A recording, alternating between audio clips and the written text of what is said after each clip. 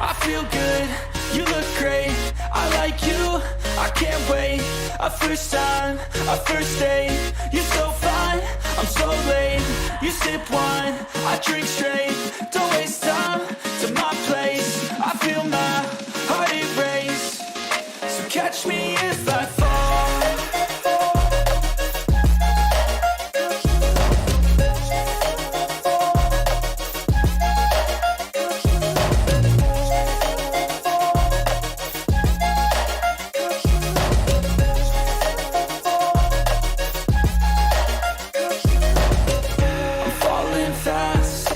Praying that this night's gonna last. You got it all on tap, I'm loving your vibe, always have your back. We like all the same tracks, listen all night in the sheets all black. Said I'm falling fast, don't remember life before you, that's fact. I feel good, you look great, I like you, I can't wait. A first time, a first date, you're so fine, I'm so late. You sip wine, I drink straight, don't waste time to my place. I feel my heart erase, so catch me if I fall.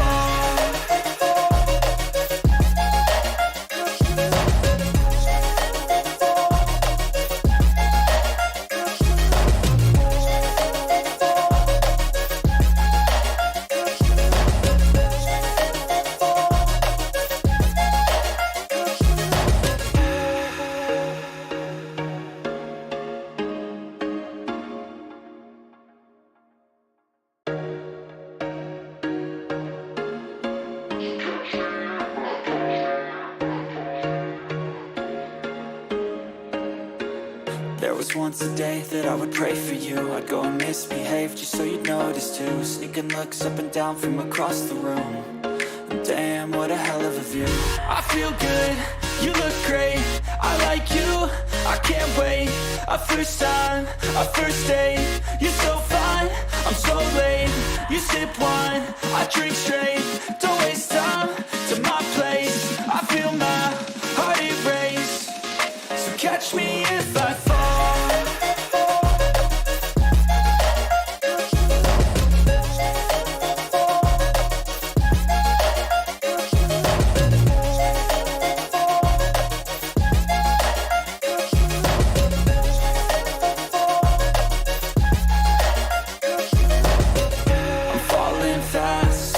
Praying that this night's gonna last. You got it all on tap, I'm loving your vibe, always have your back. We like all the same tracks, listen all night in the sheets all black. Said I'm falling fast, don't remember life before you, that's fact. I feel good, you look great, I like you, I can't wait. A first time, a first date, you're so fine, I'm so late. You sip wine, I drink straight, don't waste time to my place. I feel my heart erase, so catch me if I fall.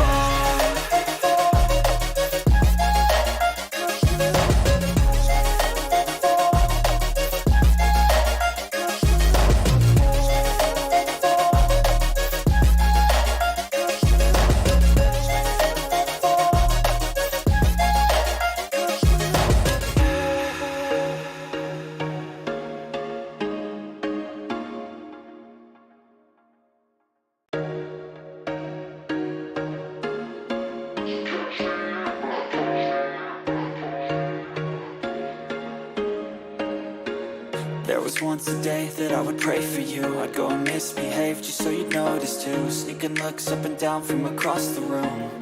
And damn, what a hell of a view. I feel good, you look great, I like you, I can't wait. A first time, a first date, you're so fine, I'm so late.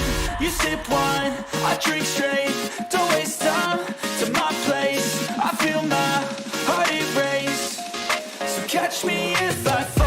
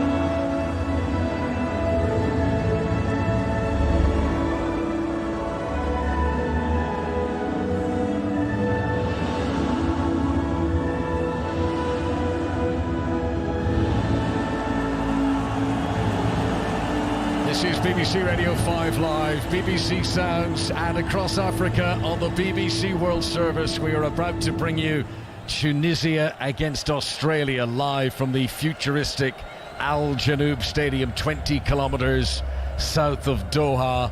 Australia always knew, Karabarzi, that it would be difficult against France. This is the match they would have been targeting. Australia hoping that their World Cup properly starts here today against Tunisia. Absolutely. This is going to be a great game in terms of just the tactical exploration between these two teams. I think, okay, yeah, you might say that the first game for Australia against France was, I don't want to say a dead rubber, but you can be sure that they probably weren't expecting a result. So, yeah, in terms of looking forward and getting out of this group, this is going to be a really key, pivotal game. Tunisia's draw against Denmark has given them a wonderful platform which they hope to build on today. Both teams make one change from their opening matches on Tuesday, and it's Naim Sliti who comes in, plays his club football in Saudi Arabia. He'll operate on the right-hand side of the attack. A player born in Marseille. The one change that comes in, the number 23 for Tunisia. Their goalkeeper is Ayman Dochman. Three central defenders, Dylan Braun, Yassin Maria and Montesor Talbi. The two wing-backs are Mohamed Drager, who's a Nottingham Forester, his parent club. He's been playing on loan in Switzerland. Ali Abdi on the other side. In the middle of the midfield, it's Elias Skiri alongside Issa Layadouni. And Layadouni stood out. He became a viral sensation after his tackle on Christian Eriksen and the celebration of that tackle against Denmark on Tuesday. More on that in a moment. The front three, Sliti, Issam Jebali, who's the central striker, and the danger man, Youssef Misakni, who's got 17 international goals in the past, and he made more chances, he had more shots, he had more dribbles against Denmark than any other Tunisian player. He's the one to look out for the Australian defence today. Australia have got Matt Ryan, the former Brighton and Arsenal goalkeeper, playing behind a back four that brings in Fran Karasis in at right back, plays in Italy these days in the second tier with Brescia. He'll be alongside Stoke City's Harry Souttar, Kyle Rose and Aziz Behic as the back four. There are three in the middle of the midfield, Riley McGree, Aaron Moy and Jackson Irvine, whose header you might remember hit the post against the French. Then up top, Matthew Leckie, Craig Goodwin, who scored that early goal against France, and Mitch Duke will lead the line. Australia wearing their change kit. It is dark navy with a bit of a lime green trim, and a bit like the USA, I think, last night, Karen. Australia will hope that if they can create a chance, that they'll be able to take it, because scoring goals has been the problem. Absolutely. I think we did see, obviously, Craig Goodwin managed to hit the back of the net against France, and it was the opener, and you could see the confidence that came off the back of that goal. And I do think, obviously, that they've proven to themselves that they are capable of scoring against the best. But yeah, I mean, Tunisia have been traditionally stingy as well in their defence, so it'll be a good test. Yes, absolutely. Tunisia's defence has been excellent. They didn't concede against Denmark in the opening game. If you stretch back over the last 12 months, Tunisia have kept clean sheets in 9 of their last 10 matches in a row, and the one that they did concede in was a friendly against Brazil in September, which frankly bucked the trend because they lost that one by 5-1. But that's what Brazil can do to you. Exactly, yeah, don't give them any chances. Okay, we're about to get started. Riley McGree of Middlesbrough, who turned 24 earlier on this month, will get us started. 2/3 of the pitch is in shade. The huge roof inspired by the sails of the Dow boats used by the pearl divers off the Persian Gulf. This is a stadium that really sums up what the Qatar World Cup is all about in terms of facilities. It's like something from the future, and it's a stadium that Australia will play all 3 of their games. They're hoping this could become home. Australia, who've played several games in Qatar, including their playoffs to reach the tournament, and they're hoping that experience of the heat, of the atmosphere of the facilities can help them today. Tunisia will play from right to left as we look down, wearing all white. Early pressure being applied as Mitch Duke tries to gegenpress and nearly wins possession, and Australia have started this right up on their toes, and Tunisia struggling to hold on to possession inside the opening minute. Challenge comes in from Karasis. Australia will get it back and they look to clear away, and as there's an attempt to hoof it forward on by Aaron Moy, he loses possession, and Tunisia will come and attack on the edge of the penalty area. Misakni, he can't get a shot through. It's all started here, Karen, 100 miles an hour. It absolutely has. I mean, it's a physical battle. There's legs flying in everywhere, challenges. To your point, lots of pressing, high tempo, but I think, they're going to both look to start absolutely, 100% committed to this, trying to get a result. But ultimately, I think they're just going to feel each other out for the next 5 or 10 minutes, and then it's going to become quite a tactically interesting game with, a lot of probing passes into the midfield, just trying to grab hold of some momentum and try to dominate the ball and hopefully dominate the opposition.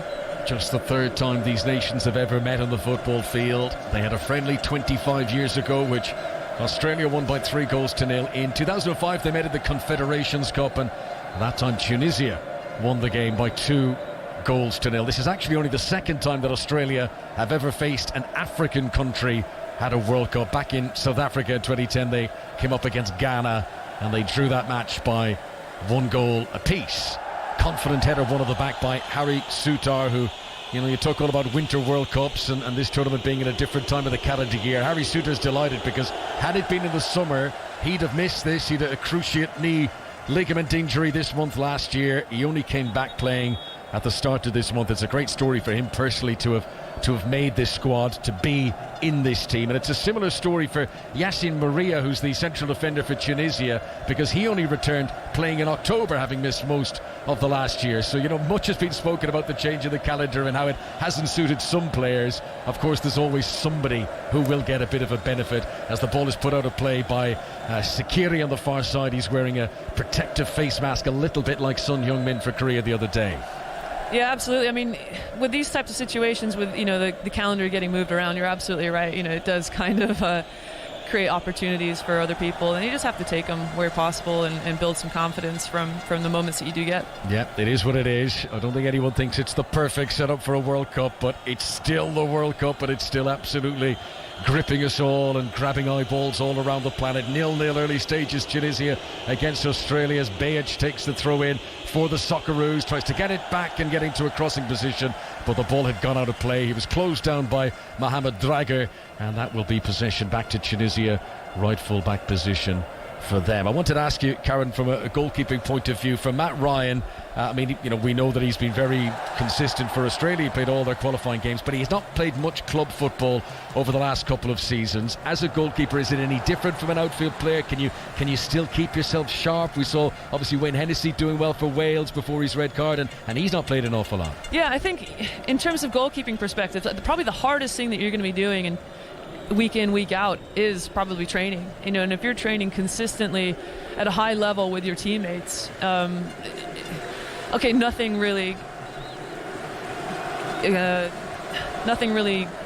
mimics game time in terms of match play. But yeah, in terms of the actual shots that you're seeing and the way that you're thinking about football, yeah, I think you kind of can get away with it a little bit more than necessarily the outfield players can. I always remember when Peter Schmeichel retired, and his last club was Manchester City, and I went to interview him on the day that his retirement was announced, and I said, are you going to miss the buzz of playing? He said, I am. He said, I'm really going to miss playing, but he said, the reason I'm retiring? He said, I hate training. I've had enough of training. I don't want to do that anymore for all the money in the world. Yeah. I would have never thought that. Here comes Australia attacking down the left-hand side. Goodwin's delivery, and it's headed away by Ali Abdi, and he didn't get great distance on it, and Aaron Moy was able to collect, and then a crunching tackle comes in on the shaven-headed Aaron Moy, and he's really been cleaned out there. It's going to be a free kick to Australia. The referee's come over. He's not reaching for his notebook. Moy's first touch wasn't great for the control. He was then stretching, but no prisoners taken with a crunching challenge from Mohamed Drager in the follow-up. I think this is a trend that we're probably going to see throughout the rest of this game. It started as a physical battle, and I think both of these teams know that that's probably something they can hang their hat on. So, I certainly expect to see much more of this, but, it didn't look like he left one on him too much. It was more of the impact of the landing, but, we'll see what they can do with this set piece. Yeah, Aaron Moy well used to being targeted, a bit like Neymar at Brazil, a bit like Jack Grealish when he came out for England last night, immediately on the receiving end of a crunching tackle, and opponents will spot that Moy cannot be given time and space on the ball. But he's now got a free kick here, which will be taken from the left-hand side as Australia come forward, playing in towards the penalty area mark, penalty spot mark, and Dylan Braun wins the header for Tunisia and manages to clear the ball away. But Australia come again. It's been a good start so far from the Aussies. Craig Goodwin rolls the ball back inside his own half. Bejic is back there in field to Kai Rolls, who plays in Scotland with Hearts. There's a big Scottish community in this Socceroos camp. So many of the players either play in Scotland or have Scottish ancestry. And a challenge here by Mitch Duke will eventually give up possession, but Australia win it back again immediately. And the ball won by Jackson Irvine, who plays his club football in Germany. Down the left-hand side, chance to cross for Beage, delivers the ball in, looking for Duke, headed away by Yassin Maria, who was well positioned just in front of the Australian striker. But Tunisia at the moment, when they clear it away, they're not retaining possession, and Australia keep coming at them time and time again. This time down the left wing, Drager intercepts, and this time he should clear away. But that's all they're doing, Karen. Tunisia just clearing their lines. Yeah, Tunisia can't get out of their own half, and I'm really enjoying this pressure from Australia here. I mean, they're mixing it up in terms of direct play, but then also getting down the flank.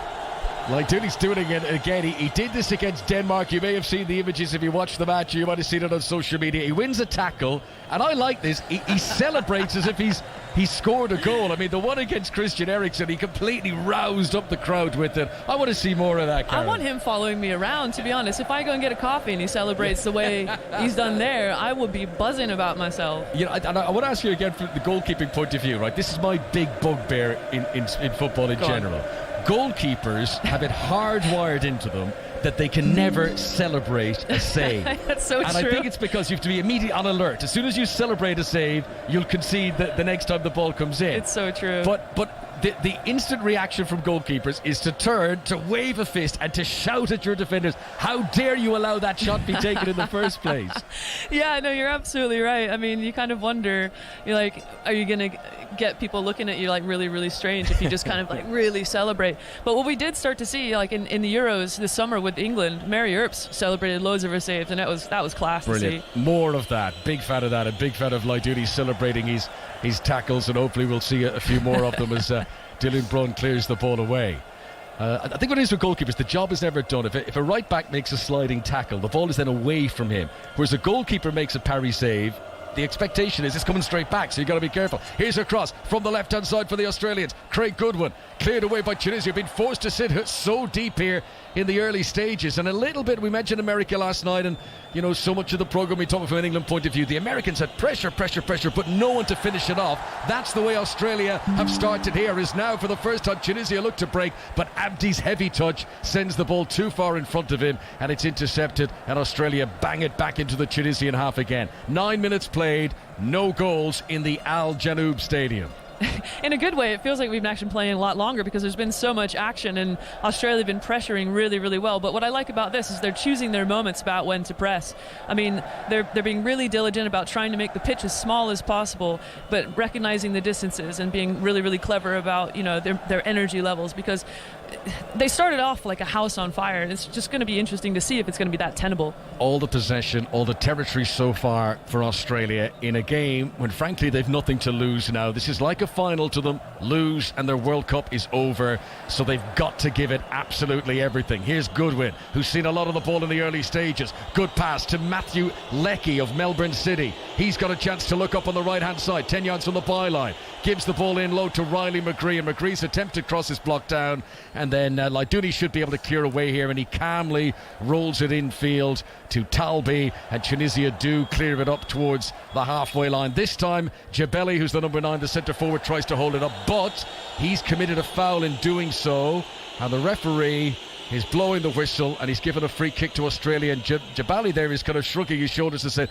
I'm not quite sure what the free kick is for, as he shakes his head. I mean, let's be honest, like, what's he meant to do? Harry Sutar is all arms and legs, isn't he? So he's very, very good at that 1v1 defending. You know, he's not afraid to get up to the player and make it difficult for them to turn and force them back towards their own goal. So yeah, there's not a whole lot he can do there, but well defended. Harry Sutar makes his way forward for this free kick. He's got 6 international goals, Harry Sutar. They've all come headers from corners. I mean, he's massive. Look at him. He's a very obvious target as he takes a position towards the back post, and Drager is the nearest Tunisian defender to him. This free kick, which is just 10-12 yards inside the Tunisian half, right of centre, but Moy is clearly going to drill it up into the penalty area. Matt Ryan Drachman is standing on the edge of his 6-yard box. The Tunisian defenders have taken a high line. They are 5 yards outside the penalty area. There's a big corridor of uncertainty which Moy's going to presumably try and play it into. He doesn't quite get it in behind, but it's been controlled out on the far side by Lecky's back heel is good here, and a chance to cross for Goodwin from the byline on the left-hand side, but headed away again. And through sheer weight of numbers, Tunisia are hanging out of the back, hanging on, but they're being forced to sit so deep in these opening 11 minutes. Still 0-0. Australia, it's all Australia. I think they've recognized that the back three of Tunisia are very, very narrow and compact, and they've recognized that the spaces are going to be in behind Al Abdi and Draeger, and they're just pummeling it down those channels, and they're so good at the crosses. Craig Goodwin has actually been delightful in terms of his crossing so far over the course of this tournament. Yeah, we mentioned that Australia played a lot in Qatar. 4 qualifying matches for this tournament they played in Qatar, and the hope is that the experience of the conditions would give them an advantage. They get to play all 3 group games at this same stadium, so there are some things that are in Australia's benefit, but can they make it count? As Harry Suter picks a good pass through midfield to Matthew Leckie. Energetic defending holds him up, but the loose ball here is fall to Karasis. His delivery into the penalty area, and there's a line of 5 white shirts pretty much along the edge of the 6-yard box for Tunisia, and they just stand like a white wall and they clear the ball away. Jabali here tries to hold it up, but again, outstretched arms from him. He's frustrated. He's getting it with his back to the direction that Tunisia are playing, and he wants to face the other way and get a pass maybe going towards Matthew Ryan's goal. Yeah, it's going to be really tough for Tunisia if their number 9 is having to come that deep to receive the ball, and he needs some support play underneath him, or he's really, really going to struggle beating the back 4 of Australia. Tunisia 0, Australia 0. That's how it finished when Tunisia played against Denmark on Tuesday. You've got to go back to Argentina 1978 for the last time the Tunisians have gone 2 games in a row unbeaten at the same World Cup.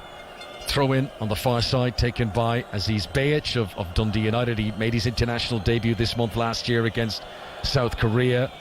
He scored an own goal against France not so long ago as well. Aziz Beyic, as a clearance will be taken by Matt Ryan, who's wearing all sky blue, sort of a Manchester City blue, away to the left hand side, and he's had nothing to do but spectate. He's only had back passes, not even a cross to come and gather yet for Matt Ryan in the game. Yeah, it's going to be an interesting one for Matty Ryan, I think. As a keeper, when you're on top like this and you're expecting maybe something different from the game to begin with, it's all about that focus and maintaining that presence and that connection with your team. So essentially he's going to be communicating consistently with Rowles and Sutar, just trying to make sure that they know where he is all the time and he's staying connected with the momentum and the feeling of the game. In terms of his 77 caps, including today Matt Ryan, only Mark Schwarzer, who we heard on the programme before kickoff, has made more appearances. Mistake at the back, and Mariah's given the ball away, and it's been pounced upon by Mitch Duke. We mentioned the high press working well for Australia there. Leckie's cross from the right hand side is cleared away by Dylan Braun, and Tunisia get away with one there. It's been a feature of this World Cup. We've seen mistakes by goalkeepers, by defenders, which have led to goals, and Maria's very grateful that nothing went awry there after his delay and his error. Yeah, absolutely. That's great pressure and good recognition of the space, for Leckie to get a cross in, but unfortunately it didn't beat the first defender. So, that's going to have to be better. But Australia have been on top this entire time, and I think Karasis and Beyic have done really, really well to get forward and deliver those crosses as well. Karasis' throw in, good distance on it from the right hand side, deep into the penalty area. There's a header on by Jackson Irvine, and now Leckie picks it up and goes down on the edge of the penalty area. Referee was very close to that and says no foul. I think it was Skiri was the Tunisian defender. Tackles flying in all over the places. Australia win it back again. Jackson Irvine goes full bloodied in, a wallop of the 2 shin pads there as the ball goes out of play for a throw in. Australia are pumped up for this. This is fantastic. I'm loving it. Both teams are absolutely so up for this game. I think they absolutely understand what's on line at the minute. And, there's just lots of little individual battles going on and these little individual duels, and it's great to see. This is the enthusiasm you want to see in a World Cup. Absolutely. 5 Live from the BBC. We're live on BBC Sounds. We're across Africa on the BBC World Service. And if you're watching this game on BBC television, maybe you're in the car on the way home, you're going to watch the rest of it on the box. You can go to iPlayer and you can select to listen to the radio commentary, all in sync with the TV pictures, if you want to keep up with our conversation here on 5 Live. Tunisia 0, Australia 0. Tunisia, who've just been treading water so far, trying to keep the Australians at bay, and they've offered nothing in attack in the opening 16 minutes of this match so far. Talbi, a much travelled defender, rolls it back to the goalkeeper Ayman Dochman, and his clearance goes down the right-hand side. Drager jumps in the air, but he can't get a clean touch on it. Slitty with a header too, but he can't control. And eventually it's cleared away, right-footed by Behic, down into the Tunisian half. And that is going to bounce and dribble away out of play. And it'll be a throw-in to Tunisia, right full-back position for them. Karen Bardsley. It's interesting, isn't it? We're starting to see a bit of a shift in momentum. Those first 15 minutes have just been absolutely mental from both sides. And so I think we're starting to see a bit of a shift in momentum here. Again, choosing their moments, Australia, about when to press. But I think Tunisia have realized that they're going to have to play a bit more direct, go a bit more into the opposition's final third and try to almost play a rugby tactic. Another busy day, another 4 matches today at the World Cup in Qatar. We've got Poland against Saudi Arabia next. That's a 1 o'clock kickoff UK time. Then in Group D, this group at 4 o'clock, France against Denmark. That will be tasty. Our correspondent John Murray will be alongside Alan Shearer for commentary of that one. And speaking of tasty, Group C tonight, 7 o'clock. Argentina against Mexico, South America against Central America, Messi's last dance, all the rest of it. You can't hype that game up enough, but after losing to Saudi Arabia, surely Argentina have to bite back. Oh man, it would be so disappointing if they didn't. I think they have been chomping at the bit to get back on the pitch as soon as that final whistle went, because I think they've got a lot to prove, not only to the rest of the world but themselves as well. Yeah, added a bit of spice to that game. Mexico's coach is Argentinian, Gerardo Martino. He used to be in charge of the Argentinian national team.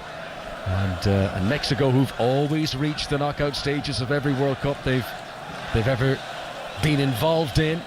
And assuming Messi does play, he will equal Diego Maradona's record of 21 appearances at a World Cup, but he's got to summon that spirit and magic of his predecessor in that famous number 10 shirt. It's going to be a fantastic listen. Alistair Bruce Ball and Chris Sutton later on. 7 p.m. kickoff this evening. Argentina against Mexico on 5 Live. For the moment, we are concentrating on Tunisia and Australia. This is Group D. France on top of the group. Tunisia in second place after their opening draw against Denmark. Australia starting the day bottom of the group, and they're coming out fighting. They're coming out a bit like the sort of caged animal that we thought they might be. There was a great quote actually from the Australian coach this week, Graham Arnold. He said, "We've got to be ready for war. We fight fire with fire, especially from the start." He's done that, right? We've seen that here. And then he said, "But when we go in front, then we've got to put the fire out," which is a nice way of putting things. And you don't really hear coaches admit that, but that's clearly what Australia want to do here. Big start, give it everything, and then shut the door. They're on the attack at the moment. Cross from Karasis from the right-hand side, but again it's blocked down, and actually Tunisia have done well in that regard. They're absorbing a lot of pressure, but they're cutting out Karen a lot of crosses, and now they've got a chance of a counter-attack as Skiri rolls in front of Jabali, and a pull back to the edge of the penalty area. Masakni comes in, but he can't deliver the cross, and that's the first bit of threatening pressure from Tunisia. Yusuf Masakni, but he couldn't get the shot away. Too many defenders around him. That's the best run of play I think we've seen from the Tunisians so far, and it's fantastic. It goes out wide. It's a 1v1 battle, but he decides to go for an early cross, and Masakni coming through the middle, and it's unfortunate that he just couldn't quite get the ball into control and his runs out of play.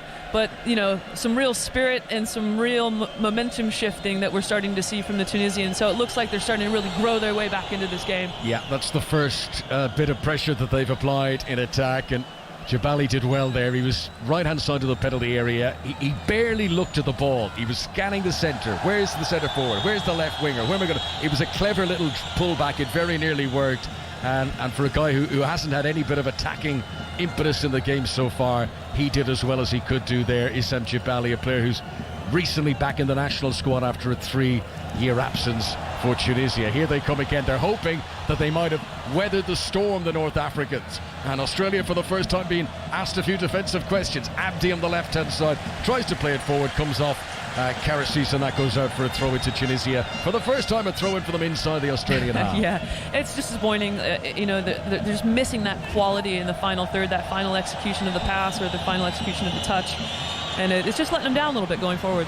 Now they're having a good spell, though. Sakiri to his right-hand side, and the shot comes in from Slaty from a long way out. And again, he put the laces through it, but he couldn't get it on target. But they have shown up. It has taken them 20 minutes, but Tunisia are in the game now. Yeah, you can see the confidence growing, and from everything I've seen, the clips coming into this game and watching some of the Tunisian goals back, you just think they're not afraid to shoot, so they will take their chances. And I've seen a few go in from distance, so Matty Ryan has to be on his toes.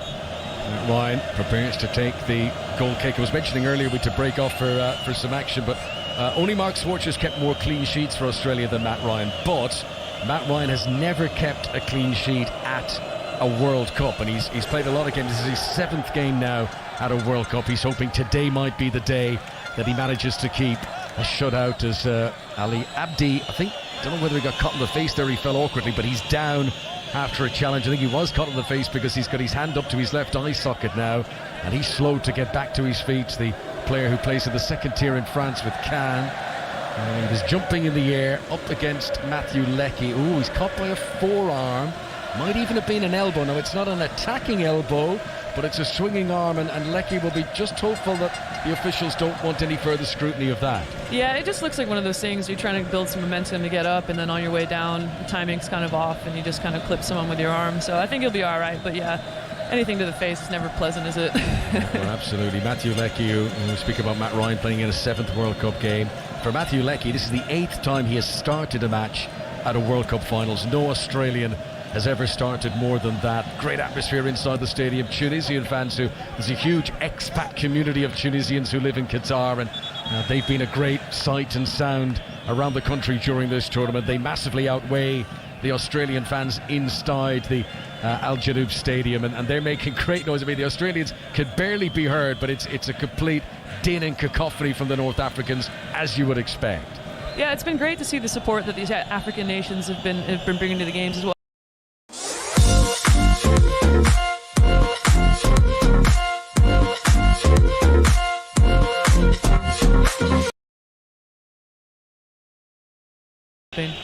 Whistles and cheers from the Tunisians as Australia have possession. This could be promising. McGree has played a pass to the left-hand side. Craig Goodwin tries to cross it in. Victor out by Duke! It's brilliant! Mitch Duke scores a fantastic header to give Australia the lead.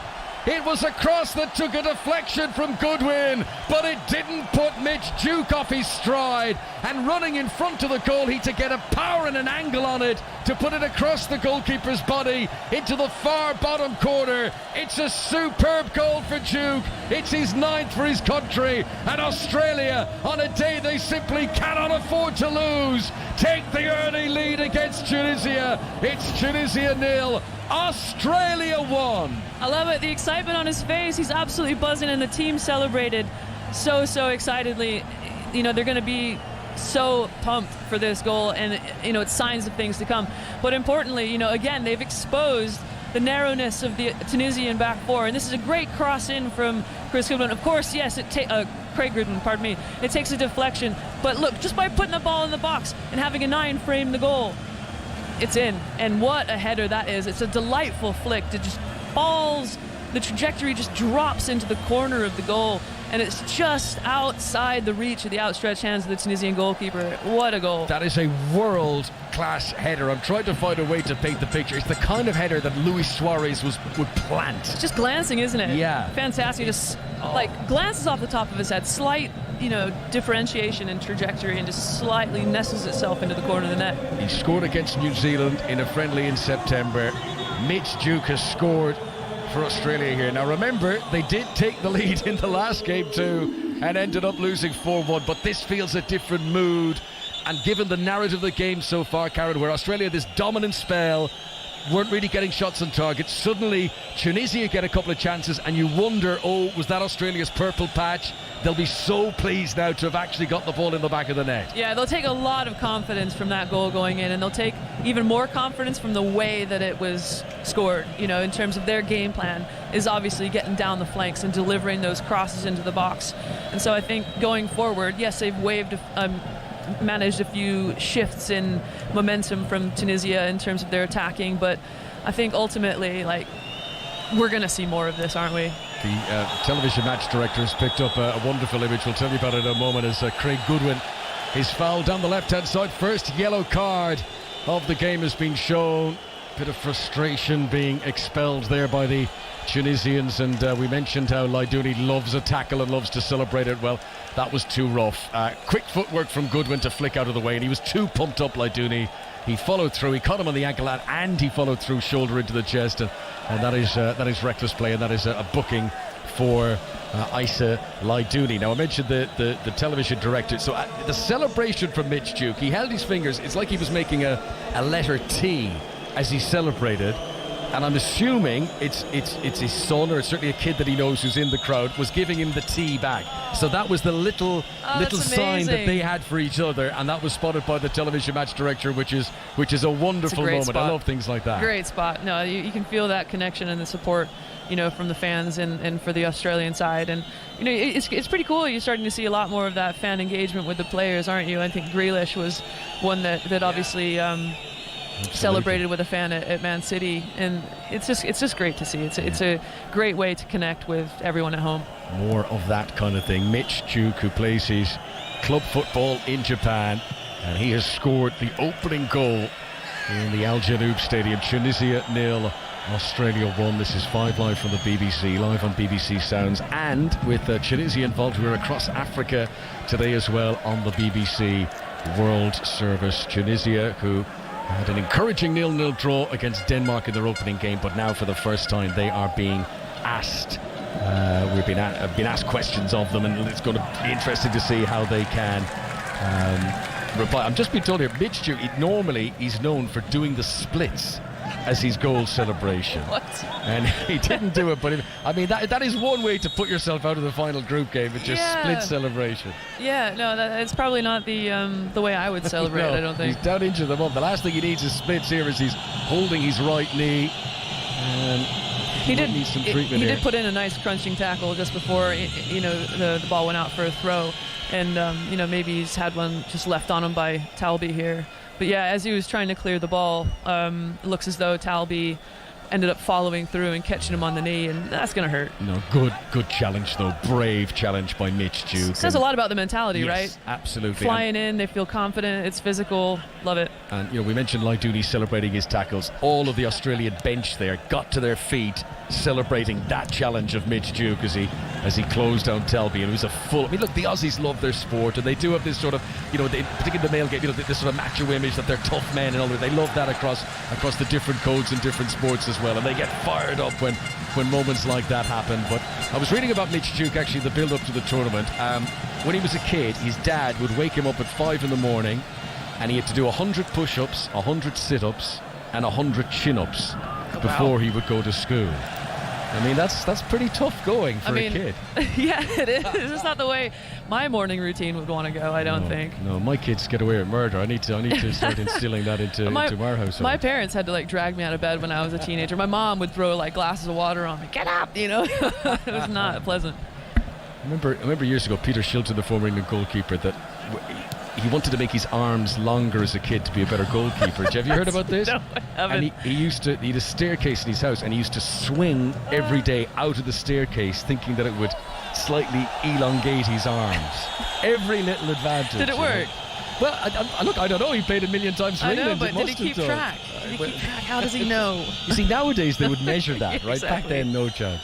Everything is measurable. Yeah, and it always, we talk about people getting up, doing their 100 sit-ups and swinging out.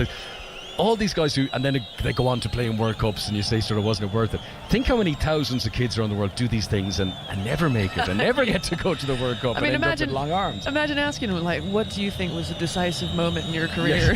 Swinging off the staircase. Tunisia 0, Australia 1. Half an hour played now. Poland against Saudi Arabia to come up as the lunchtime game. The Saudis go at it again, leading the group after that amazing win against Argentina. They'll have picked up many fans for that spirited performance as Aaron Moy tries to scoop the ball forward here for Australia, but he can't pick out Craig Goodwin. Tunisia try to clear it away. The game has fallen back into the pattern that it was in the early stages, with the Australians dominating the ball inside the Tunisian half. Let's see if there could be a break here though, and a good challenge comes in from Jackson Irvine on Laidouni, and that's going to be a free kick to Tunisia inside the centre circle. I think they're going to have to start managing their tackles and the physicality of this game, Australia, because you don't want to get carried away. I think much like their manager's point, they start with a fire, but then as soon as you score, you might have to put it out a little bit. So trying to calm them down in terms of their decision making, when to kind of be a bit more physical and when not to. You don't want to give away too many set pieces, because Tunisia are going to absolutely thrive on that if it's in a dangerous area. Here's Jabali, dangerous area for Tunisia, but it's swept away off his toe. And it was the fullback, Frank Karasis, running back into the penalty area, was able to clear it away. And Mitch Duke, he's down now holding his lower back.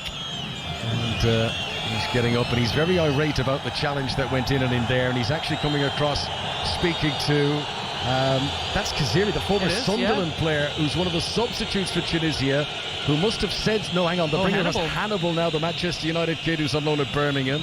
Something's been said. Mitch Duke has reacted to it, and then it's all very sporting now as Duke comes across and gives a little handshake to Hannibal. But look, I'm going to read between the lines and take a guess here that Hannibal Mebry has said something in the lines of, get up, you cheat, smile. You weren't hurt, you weren't touched, and Duke said, hang on a minute, I've been barreled into from behind, and because it happened right in front of the technical area, he heard that. And a little exchange. Hang on, we've just seen it. We've just seen the replay. The ball was thrown back onto the field by Mebry, and he hit Duke accidentally on the head. Handbags. So that's what the apology was for. That makes sense now. Duke's gone, hang on a minute, you insult to injury here. I've been clattered onto the ground, and now you've thrown the ball at my head on the surface. To be fair to Hannibal, he's dealt it. He got up, he came across, he shook hands, he said sorry. Yeah, it's good to see that. But yeah, no, Duke's been in the battle so far, in the wars. I mean, he's fallen from quite a distance on several occasions and had knees in the back, and yeah, so again, just one of those things you need to take in consideration. Is he being wound up? Is he trying to, is the gamesmanship starting to encroach? Yeah, I mean, we spoke about the let's light the fire and then let's put it out. There's no evidence from Australia they're putting it out, and I don't think it would be the right thing to do it this early either, but they want this second goal, and the way the match has been, the amount of attacking possession they've had, you wouldn't put it past Australia to double their lead before the break. Another Tunisian foul in defence. Dylan Brun this time with the foul on Riley McGree, and the Tunisian defenders are feeling the heat. They are, but you know what? I'm enjoying this. I'm enjoying the Brun got up to the ball, made it really, really difficult. They're trying to make sure that Australia are as uncomfortable as possible, but they've just taken this free kick, Australia, now they're down the wing. This is Matthew Leckie, crossing position on the right-hand side. Talby did well to get close. Cuts out the cross at source. The ball goes out by the corner flag, and it will be a corner to Australia down the right-hand side. This is the first, I believe, corner of the game.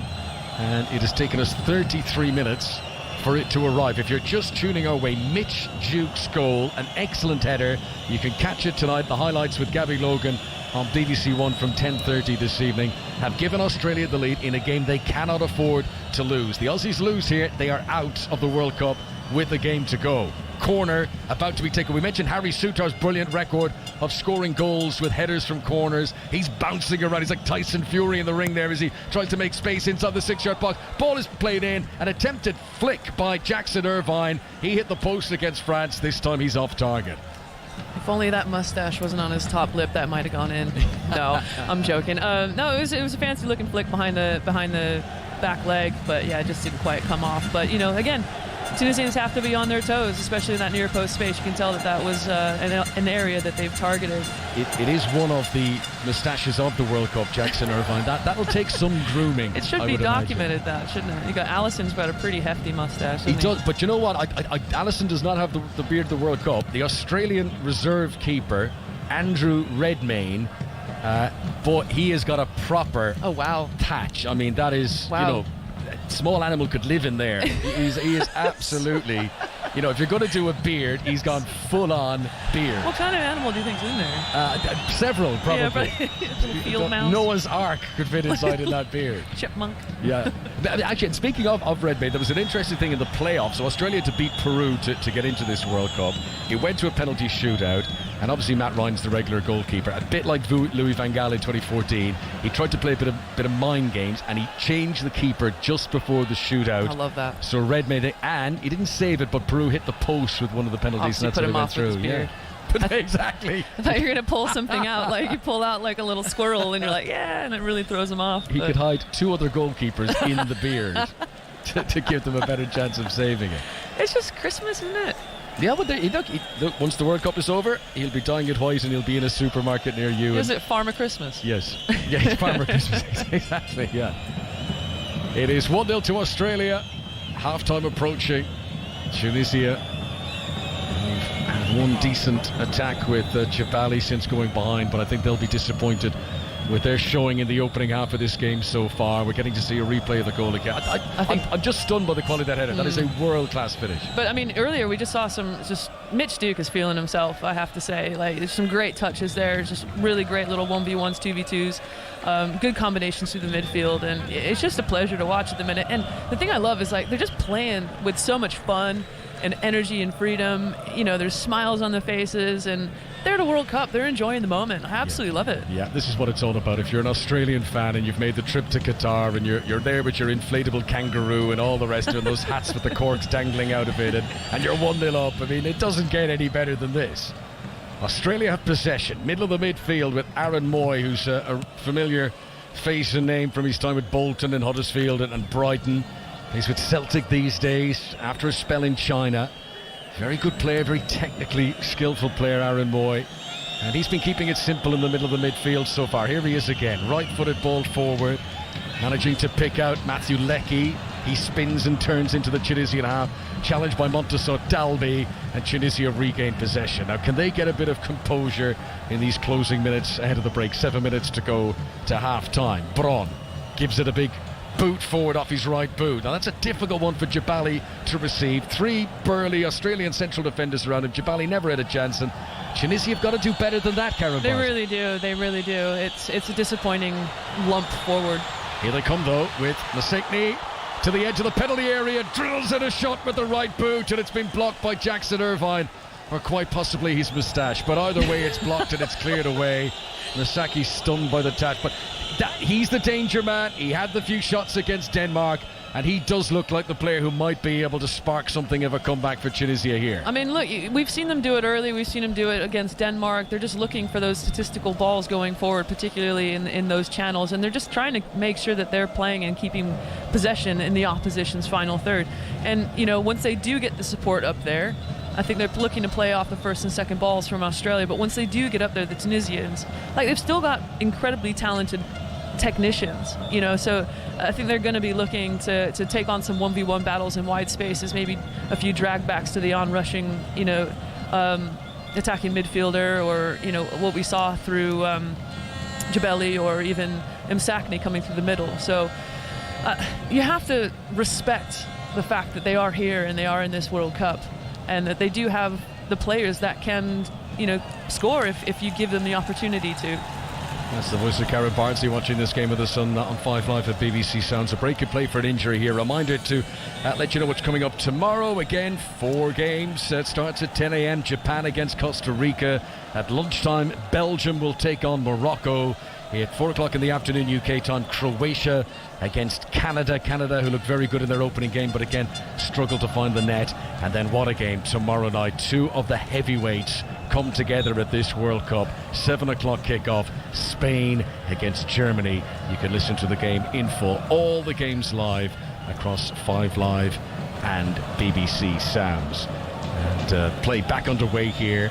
It's the goalkeeper for Tunisia, Ayman Dockman. Nothing he could do about the goal, which was planted beyond him into the corner. Again, it's just a hoof forward, in Australia picking up those second balls all the time.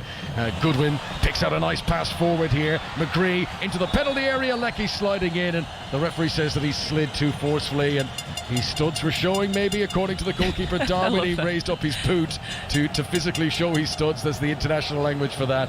But Australia banging on the door again, and Tunisia relieved that nothing came of that. It's a great run from Leckie off the back shoulder of the number 4 for Tunisia, Maria, I think it was. And, you know, they have to be aware of those threats, and that covering centre back is going to have to come around a little bit more. But it's quite cheeky from Leckie. I saw he was saying back to Daman, the goalkeeper, just get back in your goal, get back in your, you know where you belong. Tunisia 0, Australia 1. And maybe a chance for Jabali now. Into the penalty area. Tries to get it onto his right boot. Supported by Masakni. Now a chance. And the shot from Slinty is saved. Matt Ryan congratulates Sutar, who I think made the block just in front of the goalkeeper. That, hands down, is Tunisia's best chance of the game so far. Naim Sliti, the one change in the starting 11 today from the match on Tuesday against Denmark. It was an opportunity, but brave defending. Sutar in front of the goalkeeper with a superb block. Jebeli does really, really well there to get the ball into the box and kind of lay off, but wow, what a block from Sutar, and that was arguably Tunisia's best chance of this game so far. And yeah, you have to respect what they're doing. They're fully capable of being a really, really threatening opponent in front of goal. And Matt Ryan's just dropped the ball off, just taking a cross into the box. Yeah, the corner came in, repelled away, Dragger returned into the box, and Ryan came, commandingly jumped in the air, caught the ball with both hands, but then collided into while he was in the air. And as we all know, Cara, the goalkeepers are protected species, so of course the referee blows the whistle. Yeah, definitely. Endangered. He got tabletop by his own player, and it's just one of those things you kind of have to take. But yeah, that's it. I mean, how was that a foul? It's his own player. For me, that's not a foul.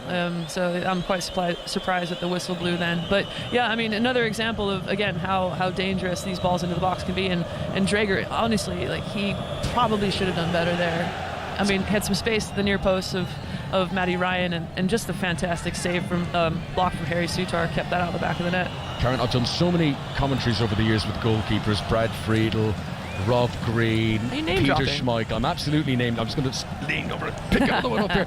That is the first time I have ever heard a member of the goalkeeping union admit that a goalkeeper was fouled. Well, if you know anything about me, I am very honest. I am a member of the union, but I am also very balanced in my approach. You'll be getting an email from the goalkeepers union when you go back. They're going to take my card back. Yeah, absolutely. That's it. Been revoked. Hand back the gloves. You're no longer one of us. Matt Ryan clearly into his own player, but the referee blew the whistle as tends to happen when goalkeepers go down. Who's that foul? Duke, who's been on the receiving end of a bit of treatment. Lecky is shouting at the referee, and I think he's sort of saying, look, there's a lot of fouls going in here.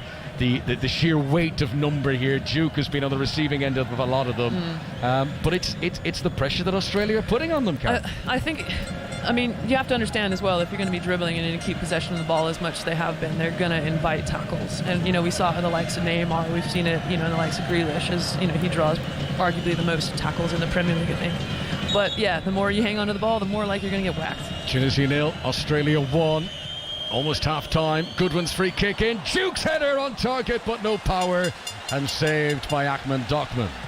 No, this is curious. I mean, we've had so many opportunities now for Australia. When are we going to see a second? And do they need that, to kind of add some more comfort to this game? Because going forward, it sure looks like Tunisia is starting to grow into this game. Karasis down the right-hand side for Australia. It's rolled back by Matthew Lecky into the midfield.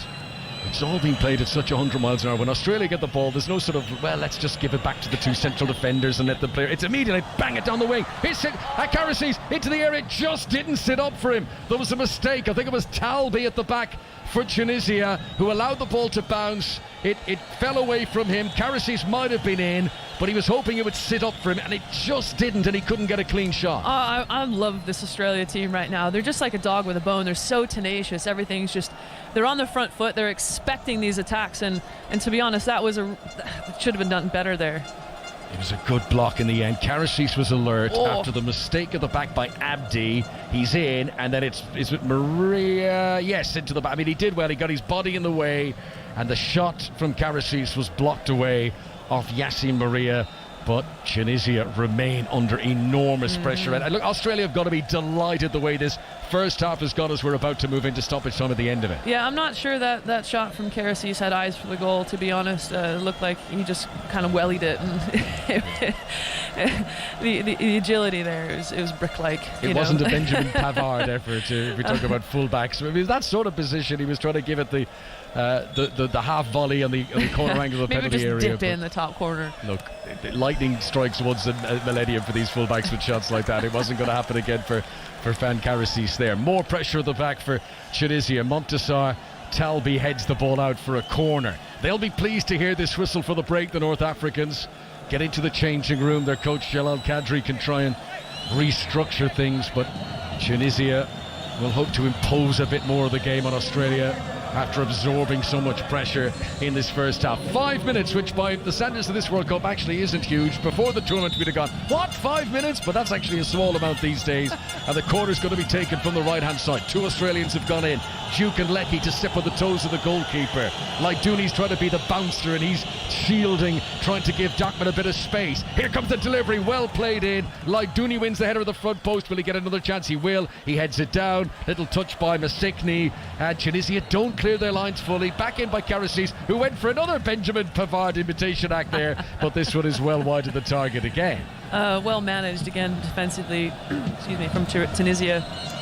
They're getting in good areas in terms of their defensive shape and framing the goal as well, coming from a corner. So as much as they can, they are limiting the opportunities, especially from set pieces, which is something that typically we see Australia kind of play for and convert a little bit more from. Tunisian fans still so buoyant. 1-0 down. Hard to make an argument to say their team are playing well, other than, you know, keeping this 2-1-0 under so much Australian pressure, but they've got to give more in attack.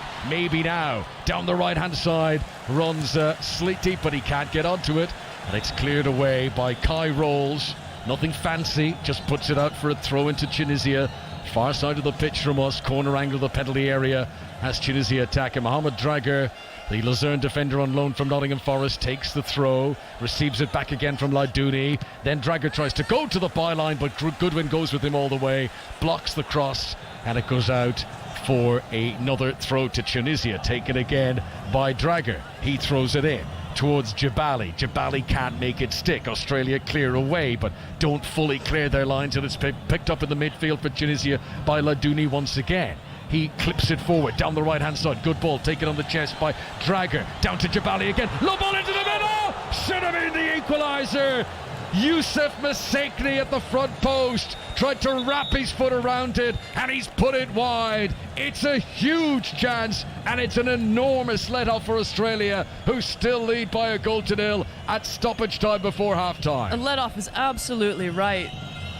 It just seemed like everyone vacated that near post space, and what a fantastic run. And he was just so unfortunate that just wasn't on target, because I don't think Matty Ryan would have known anything about it. That was the chance, and Tunisian fans have got to be worried now. Is this going to be one of those days? That doesn't feel like the sort of opportunity they can afford to allow past them. Decent build-up. Drager was involved a lot in that. He tried and tried. He eventually was able to deliver the cross, and it was a great run to the front post by Masikny. But he just needed to hit the target, and he drilled it wide to the right post. Here's a cross from Karasis down the right-hand side for Australia, headed away by the busy Maria, and then eventually Talby puts a boot in it, but it's back to that same old routine as Tunisia give the ball away again. They clear it away, it's like they're hitting a wall and it just bounces back at them. Again, Jabali tries to jump, but surrounded by Socceroo defenders. Right-footed clearance down the right-hand side from Sutar. Ball has been picked up by Matthew Leckie here. Support behind from Karasis. This is inside the Tunisian half. Right-hand side of the field as Australia come forward. Challenge comes in and Karasis, and Tunisia are able to win it back. Laidouni's ball forward. One for Jabali to chase after, but Kai Rolls is able to sweep across, and then he slightly loses his footing as he clears it away. So it goes out for a throw-in, and still we play on. We're into the 5th minute of stoppage time at the end of this first half. Australia still 1 goal in front. Karen Bardsley. Again, how many warning signs do Australia need that this is going to come? You know, I think, you know, we're going to have to get up to the ball a little bit more in terms of the Australians pressing to deny these balls going forward. Good ball forward this time. Slichty tries to control it, and it bounces away from Dragar. And did the last touch come off Goodwin there? It did. It is going to be a corner. Corner to Tunisia. This might be the final action of the first half. Mohamed Drager, who signed for Nottingham Forest at the start of last season, he's yet to make an appearance for the club. He's way down the pecking order now in terms of right-sided defenders with Nico Williams and Serge Aurier. Corner comes in, big Harry Suter, clean forehead, manages to clear it away. Picked up by Skiri in the midfield for Tunisia, gives it to the left-hand side to Abdi. Poor ball infield though. Aaron Moy back disrupting, wins it back for Australia, and anywhere will do as they cannon it away down the field. And the referee, has he? No, I thought for a moment he was about to blow the whistle there for the break we play on. No, there is the half-time whistle in the Al Janoub Stadium. Mitch Duke has claimed his big moment on the world stage. Superb header to give Australia the lead. And after that walloping by France in their opening game, we have seen much fighting spirit for the men from down under. Can they keep it up, Karen, in the second half? I certainly hope so, because that first half was really entertaining for me personally. I certainly enjoyed that. Yeah, from the first whistle, it was just physical, off. And it looks as though Hannibal's made up with Mitch Duke, so it looks like things are going to be fine going forward. I don't know, they must know each other. Yes, that is a lovely moment. And if you missed it earlier on, Duke was down injured. Hannibal Majiri threw the ball back onto the pitch, and he hit Duke in the head, and he's come over there, and they've both smiled, and they've given a handshake there as they leave the field. So a nice moment there. Nice 45 minutes for Duke in Australia, and maybe, just maybe, their World Cup has finally been kick-started. Tunisia will hope for more in the second half. For now, Tunisia 0, Australia 1. Yeah, some niceties there as the players go in what has otherwise, Karen, been a bit of a battle that first half. I've just seen a replay again of Duke's header. It was perfectly placed, wasn't it? And I guess you need that kind of perfection to beat the Tunisian back line. Yeah, it was a delightful header. Honestly, the delivery, although it was, deflected, was what was getting so much great results from Craig Goodwin in Australia, and so for it to be deflected, it was well tracked by Mitch Duke to adjust to the flight of the ball and obviously just have a glancing header off the top of his head. And what was so nice about that, it changes the trajectory slightly for the goalkeeper, so it makes it really difficult to kind of adjust in the last minute, and it just sort of dropped ever so slowly into the inside netting of the Tunisian goal. So yeah, really well taken goal, but ultimately, I think that was a huge boost of confidence for Mitch Duke, and then the rest of the team just seemed to really rise to the occasion. And obviously Tunisia has started to, again, there's a shift in momentum towards the Tunisians in the final moments of that game. But yeah, it's been fun. I've enjoyed it. Yeah, I think the Tunisians might be a bit disappointed, Nader Manura, that the half-time whistle came when it did. They had a bit of momentum behind them. But Karen, in that first half, was talking about the tenacity of the Australian team. Their joy a bit short-lived against the French, but can you see them holding on in this one? I think so, although they are going to have to suffer if they are going to get that result, because I think for the Tunisia side, you could sense by the way that first half was finishing that, as we were hearing, like there's pressure on them. They believe that they should be winning this game, and now they're behind. Them with a clean sheet, they're a dangerous side. Them being one down, scoring goals isn't necessarily the thing which they're expert at. So I think the second half is going to be very, very interesting, because we're going to be looking at the Socceroos side, and I think defensively they are overall pretty good. But what's it like when, the proverbial kitchen sink gets thrown at you? Will they be able to do it? So, yeah, I'm looking forward to the second half. It's been a very good, absorbing game, and the two sides have been very even to this point. But now, because it's the second group game, there's that added sense of jeopardy whereby a mistake could mean something far bigger than just the result itself. So, yeah, let's bring it on. Yes, and the Socceroos, they have the lead, but it's a narrow one. Mitchell Duke's header, though, giving the Socceroos the advantage at the break. They lead Tunisia by 1-0 in what is quite a crucial game, really, in Group D. A reminder on the way, Poland against Saudi Arabia will be our second game of the day, kicking off at 1 o'clock. That game coming to you live from Education City. We'll be going to our team there, P. Moulenstein and Pat Nevin, very shortly to look ahead to that fixture. But for now, we can take to the news on 5 Live. That's with Sarah Green. Take the World Cup with you. Qatar 2022. On BBC Sounds, this is BBC Radio 5 Live. The author of a report on the London Fire Brigade says he found enormous amounts of abuse towards women and people from ethnic minorities. Nazir Afzal, who's the former Chief Crown Prosecutor for North West England, was called in to lead a review after the suicide of a trainee firefighter. What I was hearing was testimony of people that were broken. There appeared to me a substantial amount of unresolved and untreated PTSD, where people had experienced it but just not been able to share what had been happening to them, and having no confidence or little confidence in being able to share what happened to them. There were people who were suicidal. I've had to refer them to services to give them help. The Commissioner of the London Fire Brigade, Andy Rose, says the findings cannot be ignored and there's no place for discrimination or bullying. Footage shared on social media in China appears to show fresh protests against COVID restrictions. It follows a fire in a block of flats in the Xinjiang region, which killed 10 people. Local officials have denied claims that lockdown rules prevented people from escaping. An average of 15.1 million people watched England draw 0-0 with the USA in the World Cup yesterday, according to overnight figures. Many fans were disappointed with the team's performance, which still leaves them top of the group. But Billy Grant, who runs the Besotted Brentford podcast and is in Doha, disagrees.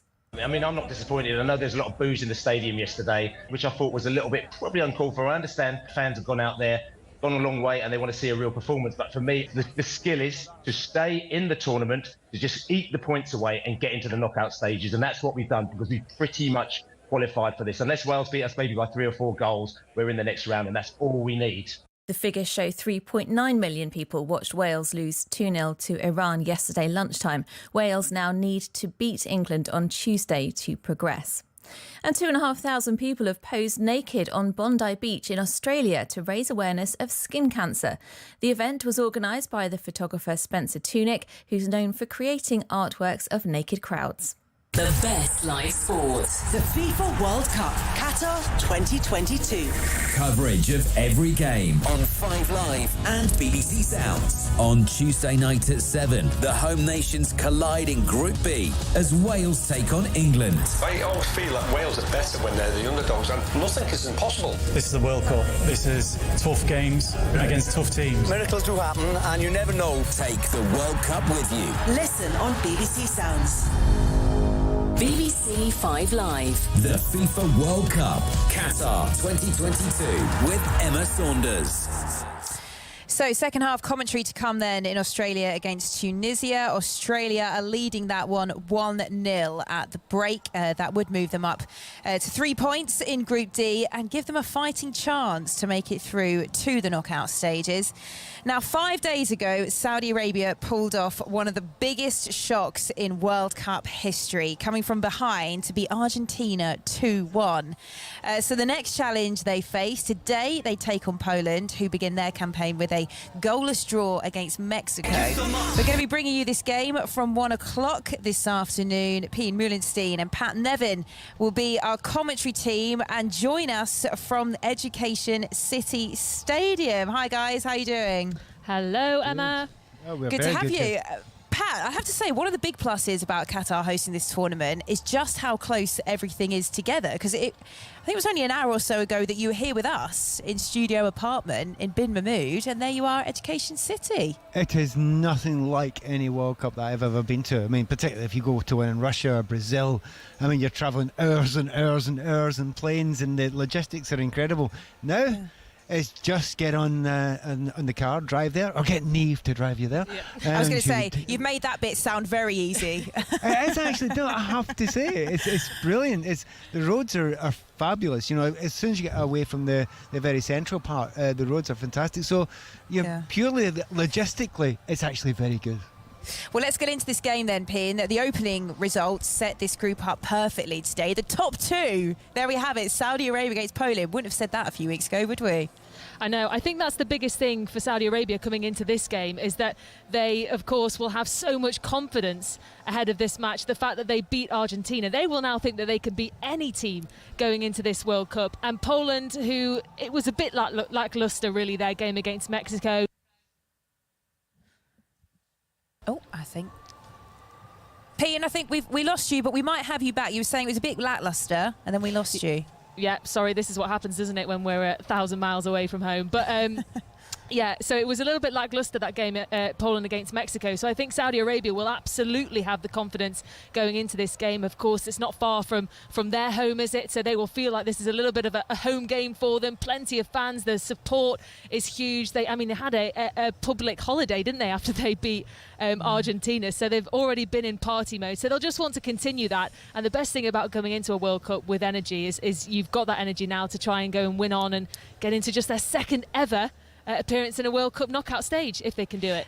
They are in party mode, Pat, but you do sense that actually there's been a bit of a shift here, and now it's game on for getting through to the knockout stages. Do you know, for many, many years that we looked to Africa, to upset the apple cart. South America's always been very strong. Europe, as we know, has been very strong. But we've been waiting for Africa to come through.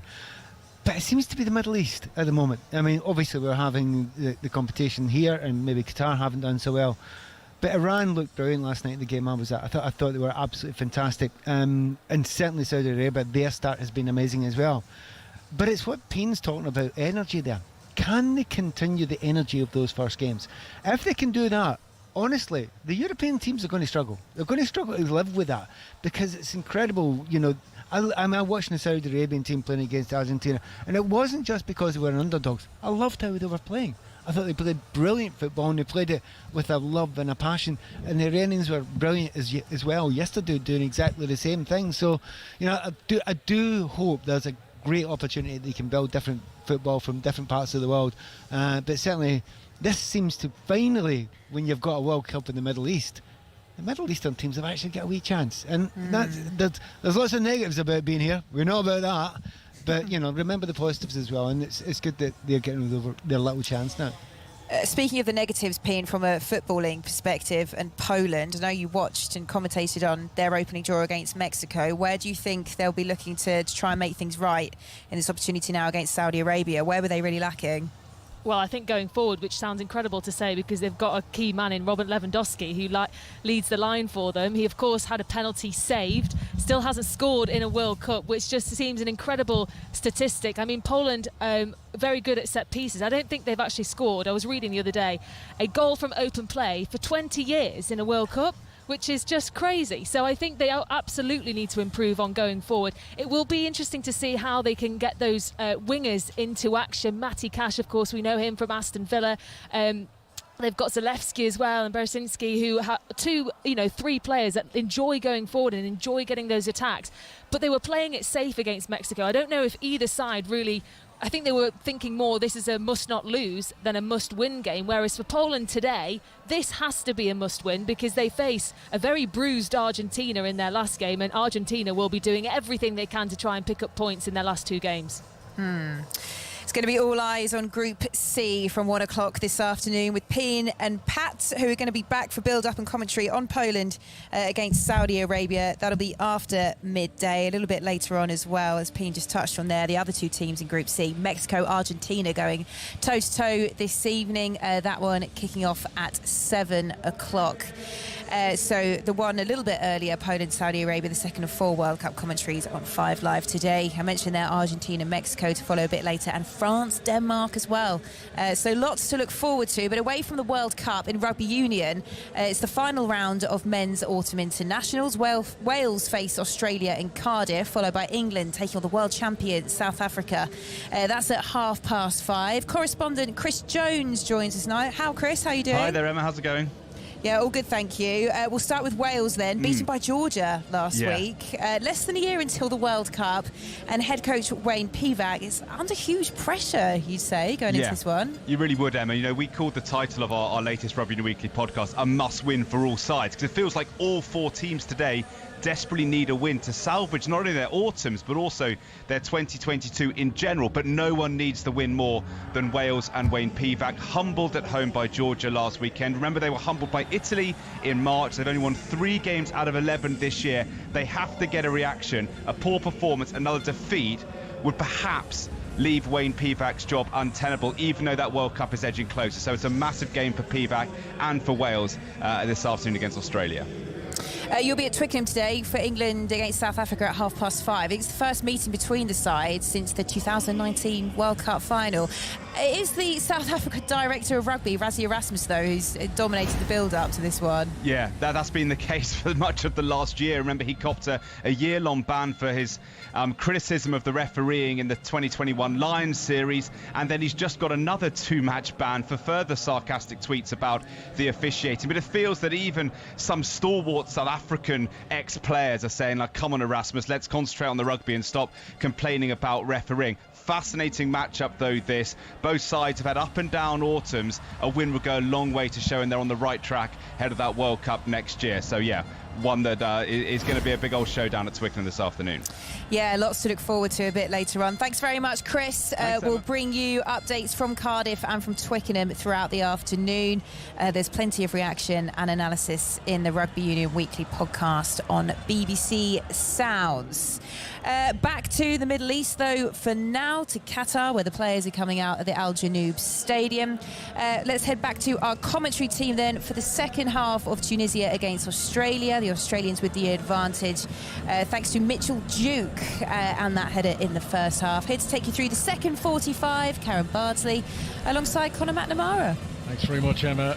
Tunisia, no great surprise, are going to make a change. And for Jenny Sezi, the Al Duhal midfielder, he plays his club football here in Qatar, he's going to come on.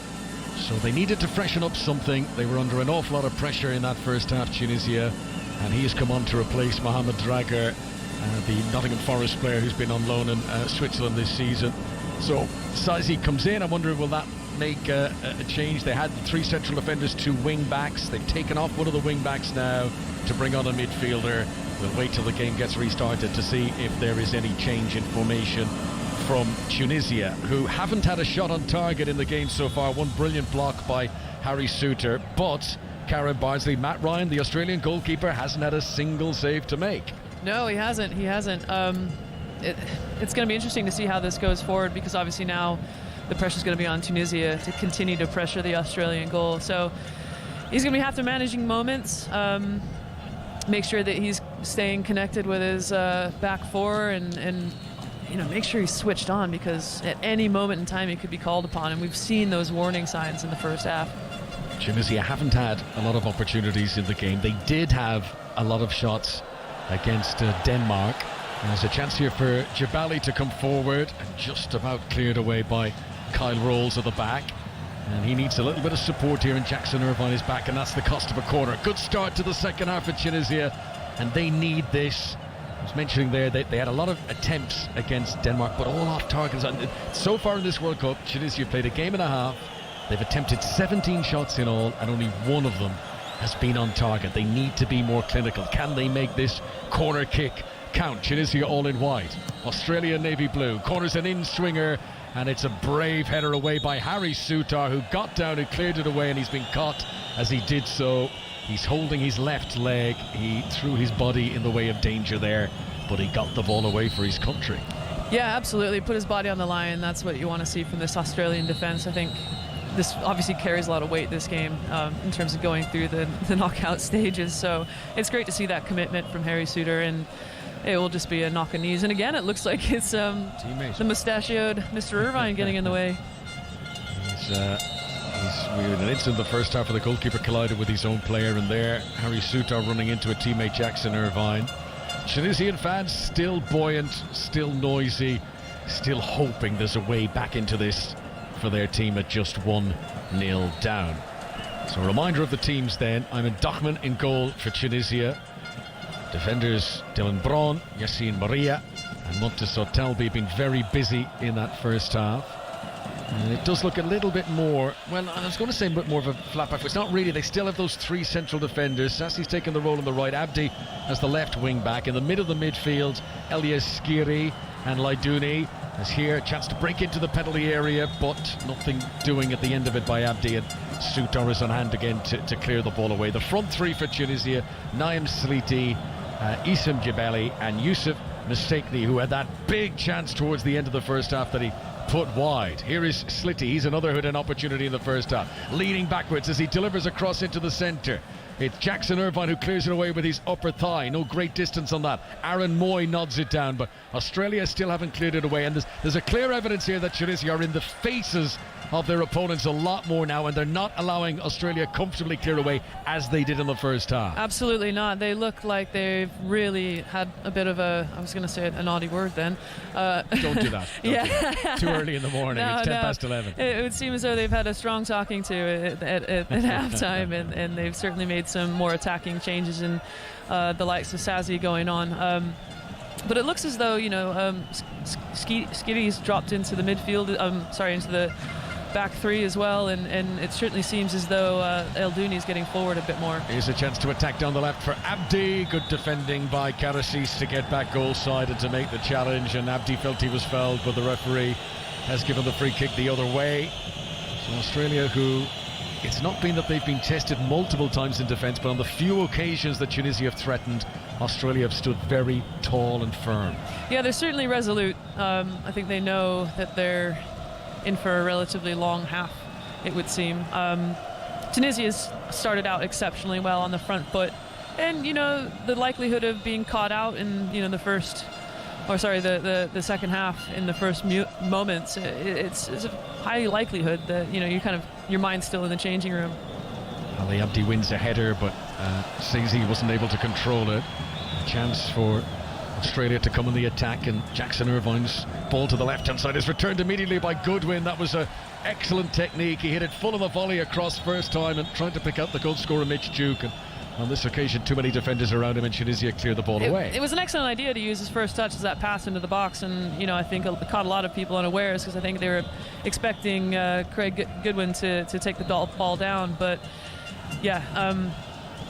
well adjusted, and it was a shame that the attackers just kind of weren't on the same page. Just seen it on monitors, Wabi Kazri, the former Sunderland player who plays in France with Montpellier these days. He's on the bench. Didn't start the first game either. A player who was expected to be one of the first names in the team sheet for Tunisia. He's the only player to score multiple World Cup goals for Tunisia in the past, but he's just a spectator for now, as a foul here on Jebali gives a free kick to Tunisia inside the Australia half. You've definitely seen a lot more attacking mindset from Tunisia in the second half already. You've seen some much more effective probing passes into the midfield, a bit longer into Jebeli, who's kind of dropping in as almost like a 10. And so they're looking to get the wingers forward, and I think Msakni and Sliti and Zassi coming on with the likes of Abdi getting forward a bit more are going to be really threatening. Free kick to Tunisia, midway inside the Australian half. Promising position this. Plenty options for Naeem Sliti, who's standing over it.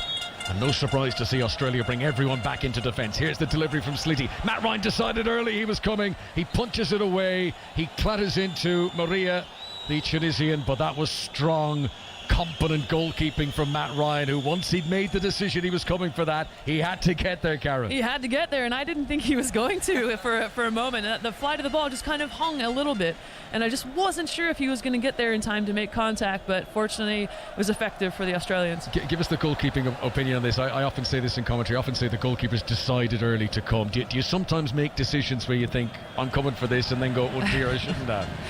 Yeah, I mean, I'm not going to lie, that's definitely happened to me before, but yeah, you got to be fully committed, I think, because if you're not, even just a moment of hesitation can create even more chaos. And I think, just to kind of double click on that, and we will in a moment, as Sliti breaks into the penalty area down the right hand side, and it's blocked by Jackson Irvine. Maybe a chance for Jebali. Tunisia are really upping the ante here in the second half as the ball is cleared away. There's jeers and whistles from the Tunisian crowd, and I think they feel there might have been a penalty shout in there.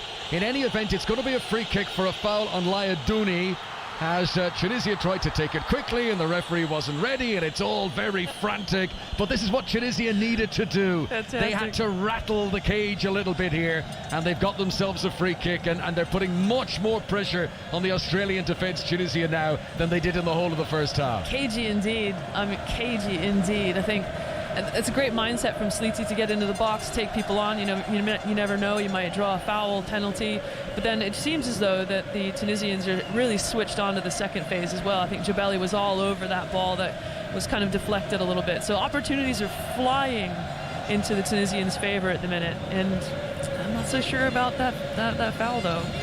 Well, the challenge came in on Laidouni, and it was by Riley McGree, the Middlesbrough player. And it has given Tunisia this free kick, which you'd imagine is too far out for a shot, but good location to try and dink one into the box. You never know, right? Well, you never know, yeah. Here it is. It is played in as a cross, and big Harry Souter gets up again and clears the ball away. It falls to Laidouni. This is the difference. In the first half, Tunisia would play it forward, they'd lose possession, and Australia would counter-attack. This time round, it's the Australians who are giving it back to Tunisia, as has just happened here. Ball is played forward by Maria. Header out and away by Behic, the left back.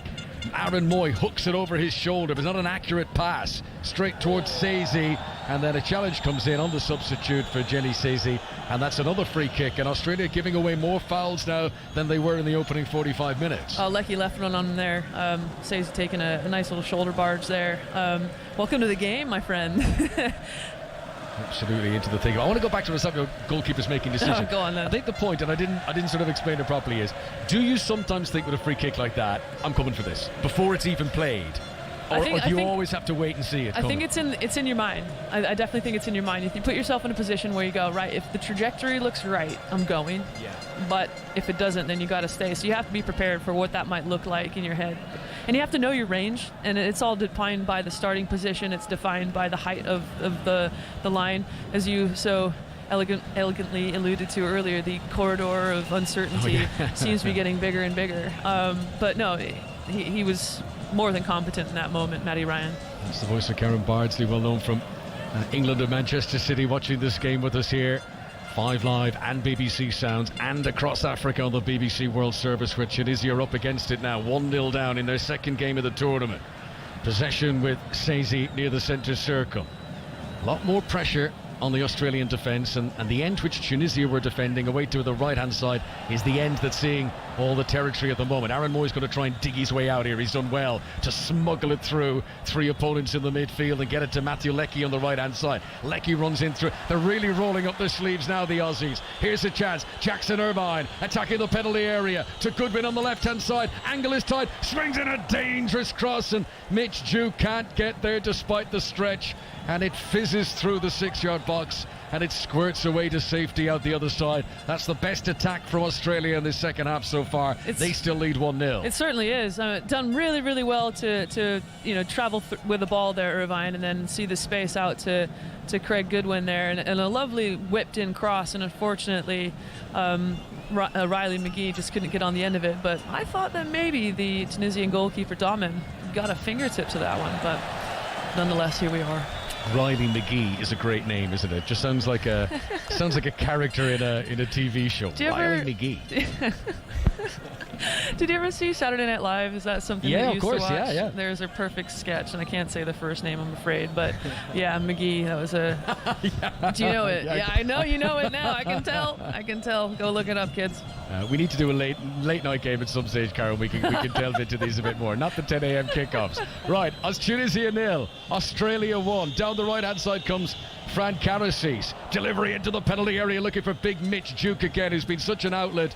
The centre forward, he's always there sniffing around, looking for chances. That delivery was just a little bit too high for him, and it goes out of play for a throw into Tunisia. Right full-back position for them. Dylan Braun clears it away, comes back off Goodwin. Braun gets a second bite of the cherry, and this time his clearance is up to the halfway line, where Jabali feels the heat off the Australian defender Kai Rolls. Game that's been played at a fast tempo right from the get-go. Flag is raised here. Sleety had strayed offside. We're seeing like a numerous amount of players getting forward. So at one point I think I saw about 7 of the Tunisian players get in and around the Australian box. So I mean, it certainly goes to show a shift in mentality towards the second half. I think it's all on the line for Tunisia, and they certainly know it. And you got to go into a game like this leaving absolutely nothing out there. Here comes Matt Leckie again, holds it up well midway inside the Tunisian half. Support outside from Karasis, who's been well tracked all the way.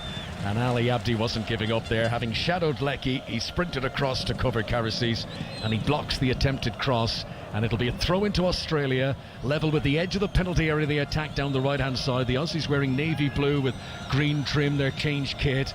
Tunisia all in white with the red trim. Long throw in from Karasis, which actually bounces just over the head of the defender on the edge of the 6-yard box and bounces up into the arms of Ahmed Damon, the Tunisian goalkeeper. And still the Tunisian supporters wait for their team to get on the scoreboard. Tunisia 0, Australia 1. Australia showing very good grit and energy in the game. Aaron Moy, neat and tidy in the middle of the midfield, rolls it back to Harry Souttar. For the first time in the game, Australia retreat in possession. They literally haven't done it all game long. We gave you that quote from the manager. We'll come back to it in just a moment, because here's McCree into the penalty area, and Maria deals with him very well. That's composed defending, and McCree's frustrated, and he commits a foul on Maria, and that's going to be a free kick to Tunisia. But the quote before the game from Graham Arnold, he said, "We're going to fight fire with fire, especially from the start. But then when we go in front, we're going to put the fire out. And I wonder, as this game creeps on and we reach the hour mark, are they going to reach for the fire extinguisher here, Australia? They're going to start playing a little bit more conservative. There's just been the slightest bit of evidence that that might be the case. Laidouni has possession for Tunisia inside the Australian half. Gives it back to Skiri. Low ball to Laidouni again.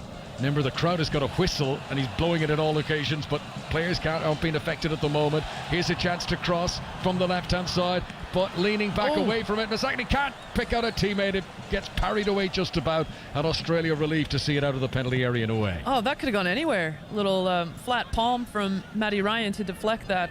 Well, I'm not sure if it was a cross or a shot, to be honest, but it was certainly a questionable moment in terms of where that deflection was going to go. Here comes Tunisia again. Ali Abdi down the left-hand side, keeps the ball in play, has a look up on his left-favoured right boot. He sends in a weak cross, an in-swinger that's headed away by the first defender, Harry Souttar, and he clears it out for a Tunisian throw on the left-hand side. It's much more competitive this second half in terms of territory. Australia had all the ball down the Tunisian end in the first half, but the North Africans have showed up a lot better in this second period. That's a poor pass though. Yassine Maria gives it away in the midfield, instantly won back by Naeem Sleety. Oh, that was a great pass that he played, and his own teammate cut it out there. He was sending it out to Al Abdi on the left wing, and I think it was Masakni who didn't know his teammate was behind, and he stretched to get there, and he ended up blocking what would have been otherwise a very good pass. We're seeing some sloppiness and some complacency come into this Australian side. I'm quite surprised by some of these clearances and some of these decisions.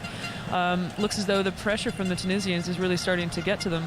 I just wonder, is it that sense when you are 1-0 up and you just want to keep doing what you're doing, rather than, you imagine the team talks at half-time, Tunisians, it's all about change things, get better, improve. As the shot comes in from distance from Saizi, but from your experience, can it be difficult in a team when you are in front and there's still such a long way to go, and you're sort of feeling we don't need to change things here? Is that a difficult mentality? There's this mentality, this thing that kind of starts to change about the way you perceive things, and I think it's when you're ahead, you've got something to lose, and then when you're behind, you're obviously like trying to get something off the opposition. So yeah, I think who knows if that's something that's crept in, but I'm just curious as to where this performance was in the first half from the Tunisians. Yeah, they've taken a while to show up, but they have shown up now. Plenty of activity down around the Australian bench. It looks like there is a double change coming there, and maybe Graham Arnold anticipating a bit what we've been referring to about Australia, just gone into a little bit of a stagnant phase in a game that they've been so up-tempo and so dominant in for the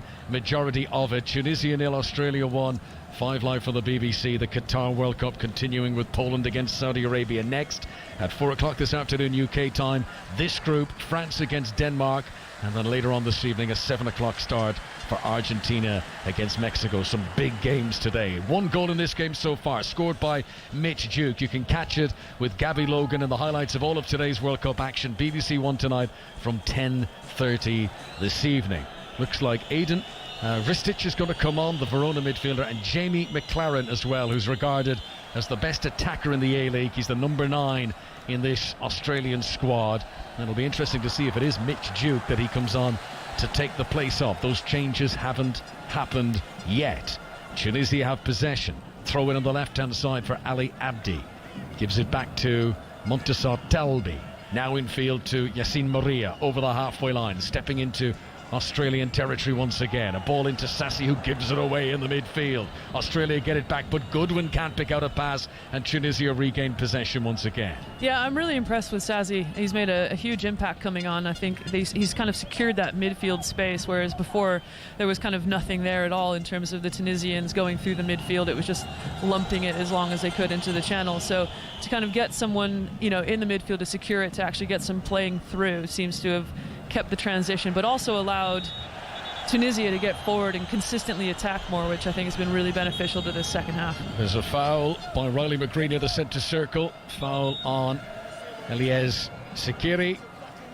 This break in play provide the opportunity for Australia to make the changes. So the number's been held up, and Mitch Duke will make way. So he scored his goal, a fantastic header. That is a moment he will never forget. Wonderful celebration too with the kid in the crowd, and it'll be McLaren who comes on as the centre forward to replace Mitch Duke up front. And also coming on, Aidan Kristic, who was a huge doubt for this game with an ankle injury. The coach in the press conference yesterday, Graham Arnold, said that Kristic was only 95% fit, but he comes on. He's one of the few players in the Aussie squad who plays in one of the top 5 European leagues. He's with Verona in Italy. He was with Eintracht Frankfurt last year. He was in the team that won the Europa League.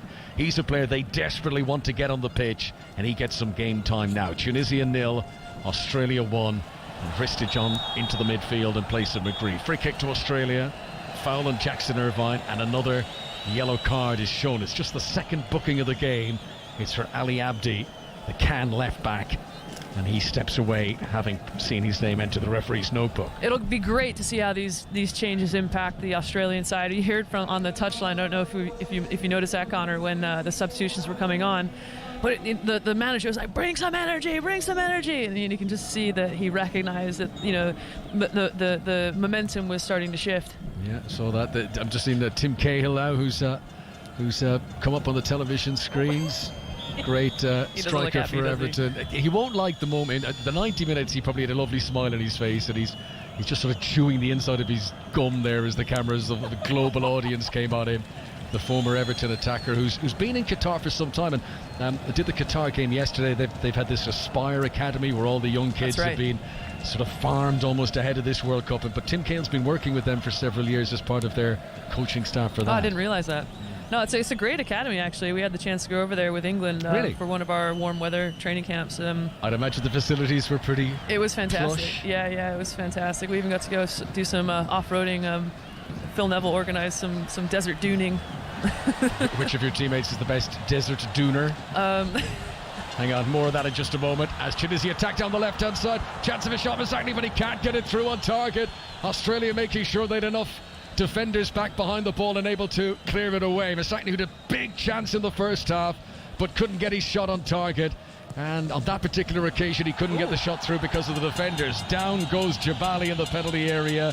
He looks accusingly at the referee, but nothing doing with Germany's Daniel Siebert, who waves play on. That was a fantastic ball in. It's just a shame that obviously no one was there to be on the end of it. I think there was a bit of a tangle of bodies on the Tunisians' way to the Australian goal. But yeah, again, really threatening. Tunisia's possession in this second half has been over 70%, which is a stark contrast to the way the opening 45 minutes panned out. If you're just joining our coverage on 5 Live on BBC Sounds, or indeed across Africa on BBC's World Service, the goal from Duke has Australia in front, but it's a different Tunisia in the second half, and they're banging on the door now as Jabali tries to get to the byline down the left-hand side. He wanted to get a corner, but Harry Souter got his large frame in front of the ball, and he shepherded and he shielded it and he anchored himself, and he got it out for just a goal kick. Tunisia are going to make a change. Familiar face of Wabi Kazri, who used to play in England with Sunderland, will come on. He's got 24 international goals in the past. His omission from the starting lineup on Tuesday and today would suggest he's not fully fit, but desperate times lead to desperate measures, and like Dooney, who's in the referee's notebook, is the player who is hooked to allow Wabi Kazri, 31 years of age now, very creative player, to come on into the midfield. I think that's a clever substitution, especially since Ladoni was obviously carrying a yellow card, and with the aggression of this game and the physicality, it seemed like it was only a matter of time. He's almost perhaps too he was pumped up. gonna pick up another one. So yeah, I think well managed from the manager there. And I'm looking forward to seeing Kazri play. I think he's obviously been touted as a very aggressive pressing player that, is very good in his 1v1s, but he also does the work off the ball in terms of his second phases and picking up those first and second balls. So he'll be enthusiastic to score, and he'll bring some energy across the pitch, which is what Tunisia needs to kind of keep this momentum in their favour. Kazri into the game. Just seen some wonderful sportsmanship there from Graham Arnold, the Australian coach. He's on the side of the pitch as the ball came to him, and he swings his leg as if he's trying to kick it back on, and then, oh dear, a fresh air shot, I missed it, and that means that it's going to waste a few seconds. And I think that's the first sign of what is going to be fire extinguisher time as Australia look to put out the Tunisian fire now. And I think the 1-0 lead they're beginning to feel might be what they've got to hold on to. That's unfortunate for Tunisia. Jabali in the penalty area wasn't able to flick it onto Sleety. It wouldn't have counted anyway. The flag was raised for offside. Yeah, I love that you picked up on that. It's slowly starting to to creep in, this game management now, isn't it? Yeah. Oh boy, that's tight, every team isn't it? does it, right? If you've got a lead in these circumstances, you run. It drives the opposition mad. Oh, it does. But what team doesn't do it? No, of course it does. And as soon as you start seeing maybe Matty Ryan take a little bit longer to get up off the ground and those types of things, it's just going to wind everyone up. But hey, it's what it takes in these types of games, isn't it? You want to get through, and you got to do whatever it takes to get yourself to the next, through the game, and then obviously hopefully to the next round for Australia. Yeah, I'm going to be very cynical now and say I'm going to look into my crystal ball, and there is going to be an Australian injury in the next few minutes. they're just, our hopes and prayers are with the poor individual who's going to need the treatment. I'll leave it to the sponge, they'll be all right. Yeah, here is Ristich down the right-hand side, puts the ball one side of the defender, tries to run around the other. He goes down, nothing doing with the referee though. And Tunisia regained possession, but they're still back in their own final third. They'll be disappointed how they played in the first half of this game.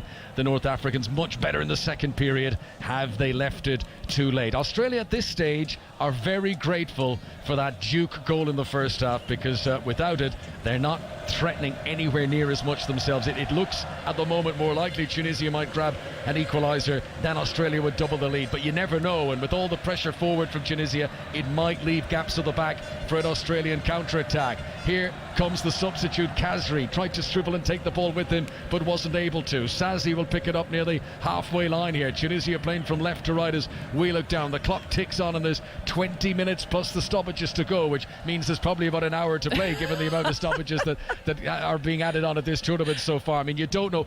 The bottom line is, Carrot, there's a long way to go. I think unpredictability is a theme of this tournament so far, so yeah, you're absolutely right. There's plenty of time to adapt and make some changes. But speaking of changes, I think we're starting to see a lot of gaps appear in both the Australian and the Tunisian team, so it's going to just keep opening up, and it's exciting. Yeah, Bejic at left back under pressure for Australia, clears it away. Now this is what Tunisia were doing the first half, just walloping it clear, just giving the ball back to their opponents, and Australia have not been able to retain possession anywhere near as effectively as they did earlier in the match. Bejic gets it again, feels the heat from Wabi Khazri right into the back of him. Good strength from Bejic, who's got 55 caps. He's an experienced player and he did well there. Now, Jamie McLaren, first time he's been involved. What a ball across the face of goal, and Matthew Leckie sliding in like Gaza at Euro 96 was a whisker away from doubling Australia's lead, and that could have put the game to bed right there. Brilliant cross from Jamie McLaren, and Matthew Leckie straining every sinew, just couldn't get there. Oh my goodness, you could see just off the right hand side as the ball was played out to the left that a cross was going to come in, and you could see Leckie absolutely busting a gut to get there and get in the box, and I thought, oh, he's seen it, he's in, but it just looks ever so close, and he's just, what a great opportunity for Australia. Here is Sleety, good ball into the penalty area, shot by Masakni, and it comes back off the gloves of Matt Ryan. It's still in play. Masakni's cross into the middle. Khazri wasn't tall enough to jump and win the header, and it's cleared away with relief by Bejic. Tunisia have begun to throw the kitchen sink at it now. Honestly, and the rest, this is just end-to-end stuff. It's fantastic. Maria, crossfield ball over to the left wing, controlled on the inset by Masakni, whose presence in the game is becoming more dominant. He bursts in field, looking for the gap to shoot, gets the shot in, but it's straight down the barrel, and it's saved by Matt Ryan, who falls onto his belly and he holds the ball closely to his chest. I told you we'd start seeing some of this. Yes. This is a great opportunity from Masakni here. But yeah, he puts Matty Ryan under pressure, makes him make a save, but Tunisia did well to kind of maintain the attack as well. Then there was the chance when the cross came in from Jamie McLaren, and sliding in was Leckie. Oh, it's agonising. Oh, Abdi was nowhere near him. He streaked along the turf in the aftermath. Fraction of a second stop. Those are the tiny margins. Matthew Leckie within a hair's breadth of a World Cup goal, and the Australian fans thought that was the moment that they got their first win of this tournament. Having been heavily beaten by France, they are 1-0 up here. The second goal would make it much more comfortable viewing for the Australians. Right, changes coming up for Tunisia. And the striker, Issam Jabali, who's had a good game, his work is now done. Coming on, Wadja Ketcherida, who plays in Greece. And also coming on is Taha Yassin Kinsey, who plays his club football in Kuwait. He's a forward. He's got 9 international goals in the past. Tunisia desperately need a goal here. Defending to do at the moment is Aaron Moy. Tries a ball that bounced just in front of him and he hit it on the upswing and it sails over the crossbar. 1-0 it remains.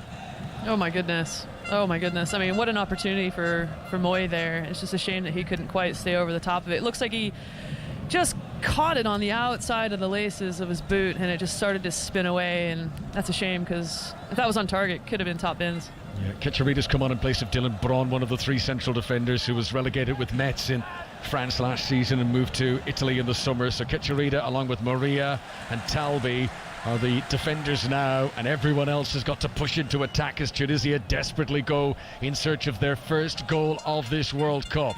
They have done well. They have looked promising in so many areas, but they haven't scored at this tournament yet. Here's a cross from Sleety. Oh, that was a good delivery, and Kazri couldn't get up off the ground, and it was a cross wires between Kazri and Misakni, and they both didn't want to get in each other's way, and neither of them were able to get a firm glancing touch on it. There was a touch from the defender Rolls which might have put them off. Misakni angled his body, got his head to it, but couldn't get it on target. Yeah, Rolls did well to put everyone off in terms of, their timing. But yeah, that, again, another warning shot coming across the bow there for the Australians. Very anxious faces now amongst the Tunisian supporters in the crowd. 1-0 down, time beginning to run out, just over a quarter of an hour of normal time to play. And Australia are going to make a change, and they will bring off Fran Karasis, who was the one change in the starting 11 today from that opening defeat against France, and they will bring on Milos Degenek, who plays in MLS these days with Columbus Crew, and he will come on to earn his 40th cap, the number 2, slotting in his regular position of right back. He was in the World Cup squad 4 years ago in Russia, Degenek, but he never made it onto the pitch. Here he is up against Tunisia at the Al Janoub Stadium. A reminder of what's coming up next on 5 Live. Poland against Saudi Arabia will be getting started in less than an hour and a half. Then in this group, Group D, the 4 o'clock kickoff is a good one. France against Denmark. Alan Shearer will be part of our commentary team on 5 Live for that one. And later on this evening, Argentina, Mexico. Big moment for Argentina, having lost the opening game against Saudi Arabia, and they could be in big trouble if things don't go their way tonight. You can listen to that game in full here on BBC Sport. As the ball goes out of play for a throw into Tunisia down the right hand side, Naim Sleety, and the pressure keeps coming from the North Africans, but can they get that all-important equaliser? Well, I mean, from a non-biased standpoint, that would be a fantastic addition to this game. But yeah, the Tunisians are threatening, and if I'm being completely honest here, Connor, it feels like it's only a matter of time. But so far, the Australians have withstood the pressure from the Tunisians. Yeah, time is the key. Will there be enough time for Tunisia? Certainly, they are mounting attack after attack. They are getting closer. And they're disappointed that the few chances they've had have been straight at Matt Ryan in recent times. That huge chance from Misakni in the first half that he put wide, that was the one they really should have scored. Here is Aaron Moy, neat, tidy passing again. He's been very efficient in the middle of the midfield. Sliding in is Matthew Leckie on Maria, who's made more tackles in the game than anyone else, does very well. And Leckie is slow to get back to his feet, stretching out, and a few signs of cramp. I did break this news earlier, and we hope he's okay, but surprise, on cue, an Australian injury, and it won't be the last. I mean, I know I'm being cynical, but this was clearly going to happen. It was his right leg first, and now it's his left leg. I'm going to ask you for the lottery numbers, I think, because you're pretty good at these predictions. It looks like fatigue's definitely creeping in, and the intensity of this game in particular has just been intense. So, I mean, the coaches here are discussing, what it could potentially be and whether or not a substitution needs making. But yeah, I mean, he's again stretching every single sinew and inch of his body to get to that challenge. It's been a wonderfully committed performance. It sure has. I mean, both teams have been full-blooded, but I've admired how the Australians, it's been a controlled aggression, if you like. They have given it everything but remained disciplined. Yeah, absolutely. I did think an element of what's the word I'm looking for?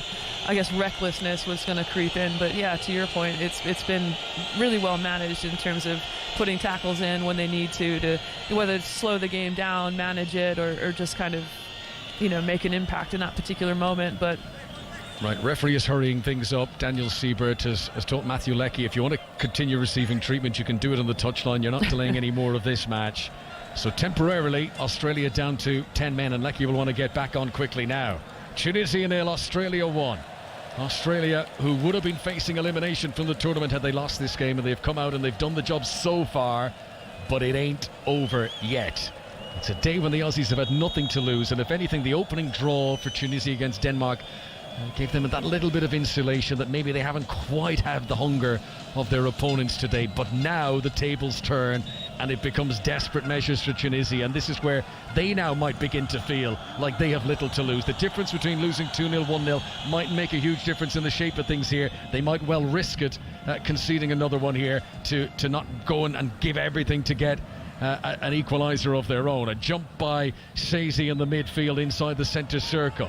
Australia get it here with McLaren on the left hand side. This is Ristic. He's got Aaron Moy available. There are 3 in the penalty area here. Moy tries to run down the clock a little bit with a calming ball to wrist. That's a lovely turn from Moy as he gets it back again, and then his crossfield ball is just a little bit behind Leckie, who's back on the pitch, and Leckie doesn't control it, and that's a mistake, and it returns possession to Tunisia, and the clock ticks on, and we're into the last 10 minutes of normal time now. Yeah, it's going to come down to managing these final moments here and those types of decisions. I thought, we were going to see Australia kind of try to maintain possession a little bit more. Matt Ryan's come way outside his penalty area here. Oh, the bounce seemed to wobble a bit in front of him, and he held his nerve. He took a deep breath and he cleared it away with his left boot, but he's got a few shades paler there, Matt Ryan, as he was thinking, phew, got away with that one. Yeah, it's a funny angle, especially on your quote-unquote weaker foot as well when you've got a non-rushing attacker. So he's done well there to manage that, but yeah, that could have been a hairy moment. I can imagine. What is it like when you're playing in a big game like this? You're a goalkeeper, you find yourself outside the penalty area. I'd say the heart beats a little faster. It's funny what a chalked line can do, isn't it? Yeah, exactly, yeah. The significance of being one side of the line or the other. Matt Ryan, look, he's done well. I don't think he hasn't had any world-class saves to make today. He's dealt with what's come his way. He's handled a few crosses quite well. He could be on the verge of his first ever clean sheet at a World Cup. Yeah, absolutely. I think he has managed the game really, really well. And I do think it is pretty difficult, as a keeper, managing those types of games where you're not really that heavily involved. You're not really making a lot of saves because, when that situation's going on, you've got adrenaline coursing through your veins and you're just constantly involved. But, being calm and managing those moments and kind of staying focused on the tempo of the game and how it's feeling is a really key element to performance like what he's done tonight, or this morning I should say. Tunisia take on France in the final group game next Wednesday. They'll be hoping that if the French can win today against Denmark, they might be through at that stage. They might put out a weakened team. I mean, these are all the sort of things we'll be considering once we get into those final group games. And remember, there'll be head-to-heads next week, so Tunisia, France and Australia, Denmark will be on at the same time.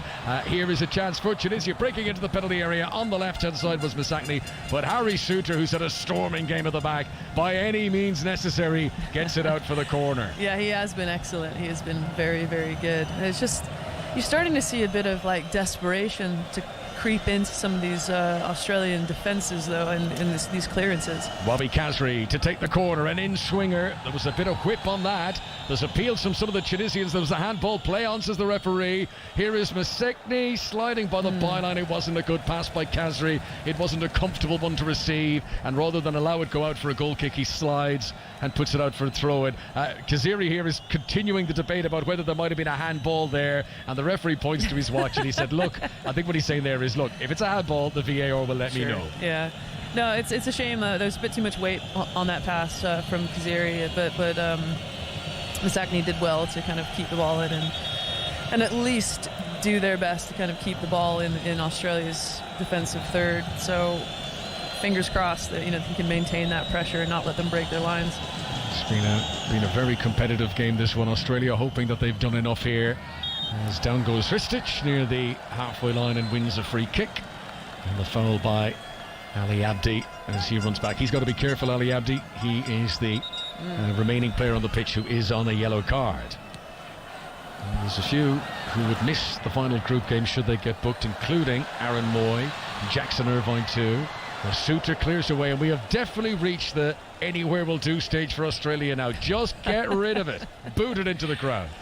Yeah, I mean, again, it's managing these moments, isn't it? So just giving yourself the opportunity to slow the game down, break up some of the momentum. But, I'm sure we'll see Abdi's long throw provide an opportunity for Tunisia, perhaps. Tunisia, an equaliser, could keep them unbeaten in the tournament through 2 games. Ali Abdi's long throw, big distance on that one. Headed away by Jackson Irvine. The return shot is on target, but saved. It was the defender, Montessor Talbi, and that would have been spectacular. Matt Ryan makes the save.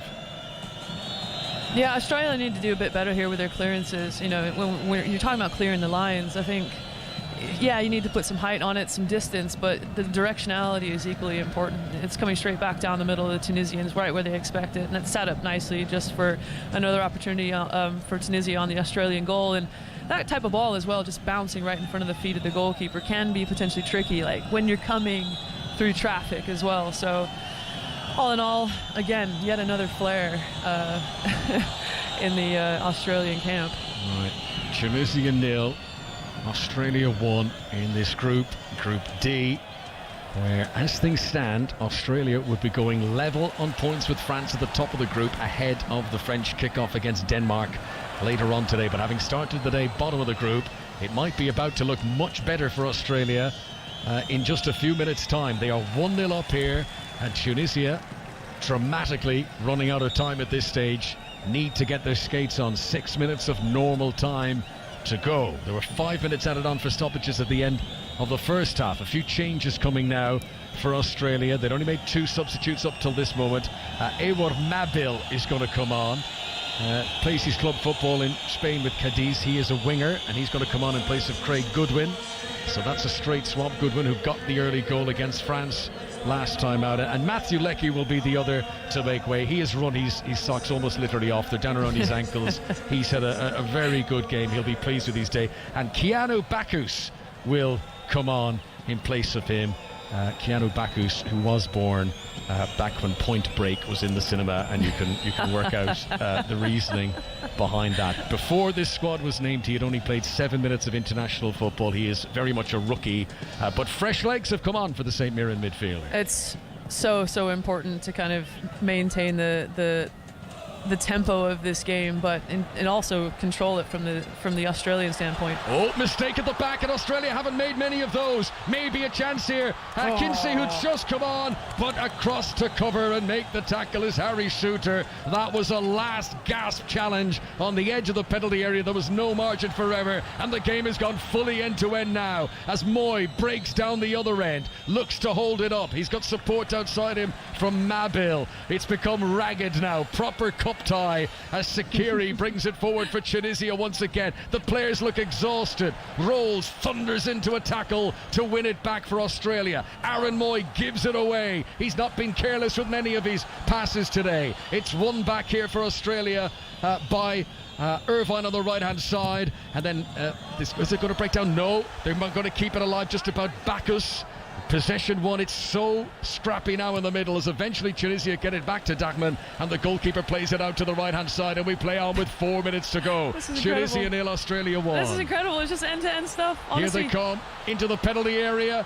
Ball just in front of Misakni. Oh, he cleverly got it back to Sleety. Chance in the penalty area, controls it and turns it to Suter. And Suter has been a brick wall, and he says you will not pass. And Sleety can't get the shot away, and Australia breathe again. Oh my gosh, talk about breathing, Connor. Take a deep breath, because that was crazy. Really end-to-end. Lots of basketball in terms of transition. Opens up. But yeah, Tunisia are failing to take the chances. Misakni onto Sleety, just outside the penalty area, left-hand side for Tunisia. Cross straight into the arms of the goalkeeper from Abdi, and Matt Ryan holds onto it like it's a newborn baby and holds it close to his chest. Precious. It's interesting what you were saying about subs earlier on. I mean, in terms of getting new legs on the pitch, I mean, understanding the match tempo is a key element to an impactful substitution. But, yeah, that key moment for Tunisia came off a really strange, unbalanced attempt on the ball from Rouse. The middle of all that, we didn't get a chance to come back and reflect on it. The mistake by Kai Rolls, which allowed Kinsey to attack forward, and Suter eventually came sliding across. We've seen the replay of it. The ball bounced. He just loses his awareness. It bounces up and hits him on the nose, and he falls over, and that could have been so critical. Here's a chance. Khazri tries to get the shot in, and it's saved. Saved by Matt Ryan. Low cross from the right-hand side. Khazri, from a standing position, tried to stab it forward, forward. How many more chances are Tunisia going to get? They remain 1-0 behind with 2 minutes of normal time to play. I can't actually believe that this is still 1-0. I mean, the amount of chances that Tunisia have had. I mean, and wow, Khazri, I just thought a player of his nature and stature would have done a bit better with that. It seemed like he was leaning back and didn't make the most effective contact on the ball. But again, going back to what we discussed earlier about Matty Ryan and the Australian goal, he had an absolutely snoozing first half, not involved at all, and now he's just under the caution. It really has to be switched on and tidy. Tristic is out-muscled by Talbi on the left-hand side of the Tunisian defence. Tunisia 0, Australia 1. The game almost done and dusted. The final minute of the 90 as down the right-hand side on the attack comes Ketcherida. He gives it in field to Naim Sliti, tries to step over but might lose it here to Jackson Irvine. Both players collide. Tunisia just about holding on to it here. Saizi, you've got to admire their commitment. The heads haven't dropped. They believe there's an equaliser to be had here. Ketcherida into the middle of the midfield. Sliti gives it the outside of the boot to the left-hand side. Masegni, who's been their most creative player, back into Sliti once again, just outside the tee. They're trying to ticky-tack their way in, but Aaron Moy is there, and he wins it back on the edge of the penalty area, and he plays a calming pass to the left from Mabil, but there's no calm in this game, and Mabil loses it. Look at the celebration there from Moy as he tries to drum up the teammates around him, and Australia know they are nearly there for a famous World Cup victory. Oh my goodness, like the exasperation on some of these Tunisian supporters' faces, like they just can't believe it. It's just not falling to their feet in terms of, like, they haven't put a ball in the back of the net yet. And I think to your point around Mouhi celebrating that clearance, and wow, you know, they're on the cusp of something really, really exciting, and I hope that they certainly manage to pull it off. A stadium full of anguish now. I mean, even the Australians, they're not celebrating the fact they're 1-0 up. They're biting fingernails. They're grimacing their faces. They're gnarling their teeth. They are nearly there, but they, until they hear that full-time whistle, and surprise, Degenek goes up. To be fair to him, he's big, strong lad. He's not going to stay down. He bounces back up straight away again. 6 minutes to be added on for stoppages by this World Cup standards. It's not a huge amount. 6 minutes, though, for Tunisia to try and salvage something here. This is tense. This is so tense. I mean, you can just feel both sides just pulling, like one to get, you know, to equalize, and then one to just kind of get through to the next phase. And, you know, these next few minutes, 6 minutes, can you imagine, you know, what's going through the Australians' minds at the minute? It's like, okay, let's slow the tempo down. Let's make sure we make the most of, like, playing in there in the Tunisian final third. Like, let's keep possession up there. But the Tunisians, on the other hand, are just lumping it forward. Yeah, tell you, if Tunisia do snatch a late goal, you'll hear the vibrations around the planet. Matt Ryan clears away for Australia up towards the halfway line, controlled expertly on the chest by Al Abdi. Gives it in field to Ferjeni Saizi. Back out to the left-hand side to Masegni. I still think he's the one who might just be able to pick the lock for Tunisia, if anyone can. He's a very creative player. He plays with a head up. He's always looking for the options as Talbi gives it to the left-hand side. Back into the midfield again to Saizi, who's seen an awful lot of it since coming on as a sub. The centre-back Maria comes forward. It's all hands on deck now for Tunisia. Australia sitting deep, trying to keep their shape. Slitty on the right wing, on his left boot, sends in a cross. Cushion header down by Talbi, but he can't pick out a teammate. Here is Saizi, scoops it over the top. That's a clever ball. El Abdi in the penalty area. Australia have got to be careful. They're stretching. It's pinball. Kaziri picks it up, tries to get a shot in. Moy makes the block. 10 metres out from the goal. It falls for Aaron Moy again. The second ricochet, and he'll come away. He looks so tired. He's like he's running in deep water there, Aaron Moy, as he tries to get the ball away, but Australia are nearly there. That looked like a handball by Saizi. It's going to be a free kick. He holds his shirt. He says it hit his chest. The referee's having none of it. It's a yellow card for deliberate handball there for Saizi. It's a free kick to Australia, and you can bet your bottom Australian dollar that they will take their time over this one. I love that. Very specific. No, I mean, there's so much to unpick there. It's really hard to kind of look at everything in one go, but yeah, the defending from Australia was very good. You know, everyone stood up. Everyone was very, very patient, very aware that the Tunisians were trying to get them to commit to a tackle and essentially, you know, for a penalty, and they did really, really well to kind of maintain that play out. Body awareness from Moy did really, really well for Rustic to kind of, you know, at least look for a combination to alleviate the pressure. Aaron Moy's been great, and classic curse of the commentator as I say that he gives the ball away, but over the course of the game he's been exactly what Australia need. He has been a cool head while everyone around him is losing theirs. He has been ice cool, solid decision making, nothing frantic. Exactly what Australia need more of. Absolutely. He's been available everywhere as well. Like, he puts himself about trying to make sure that there's always an outlet. Tunisia 0, Australia 1. We have played half of the 6 minutes being added on for stoppages. Has the boat sailed for Tunisia?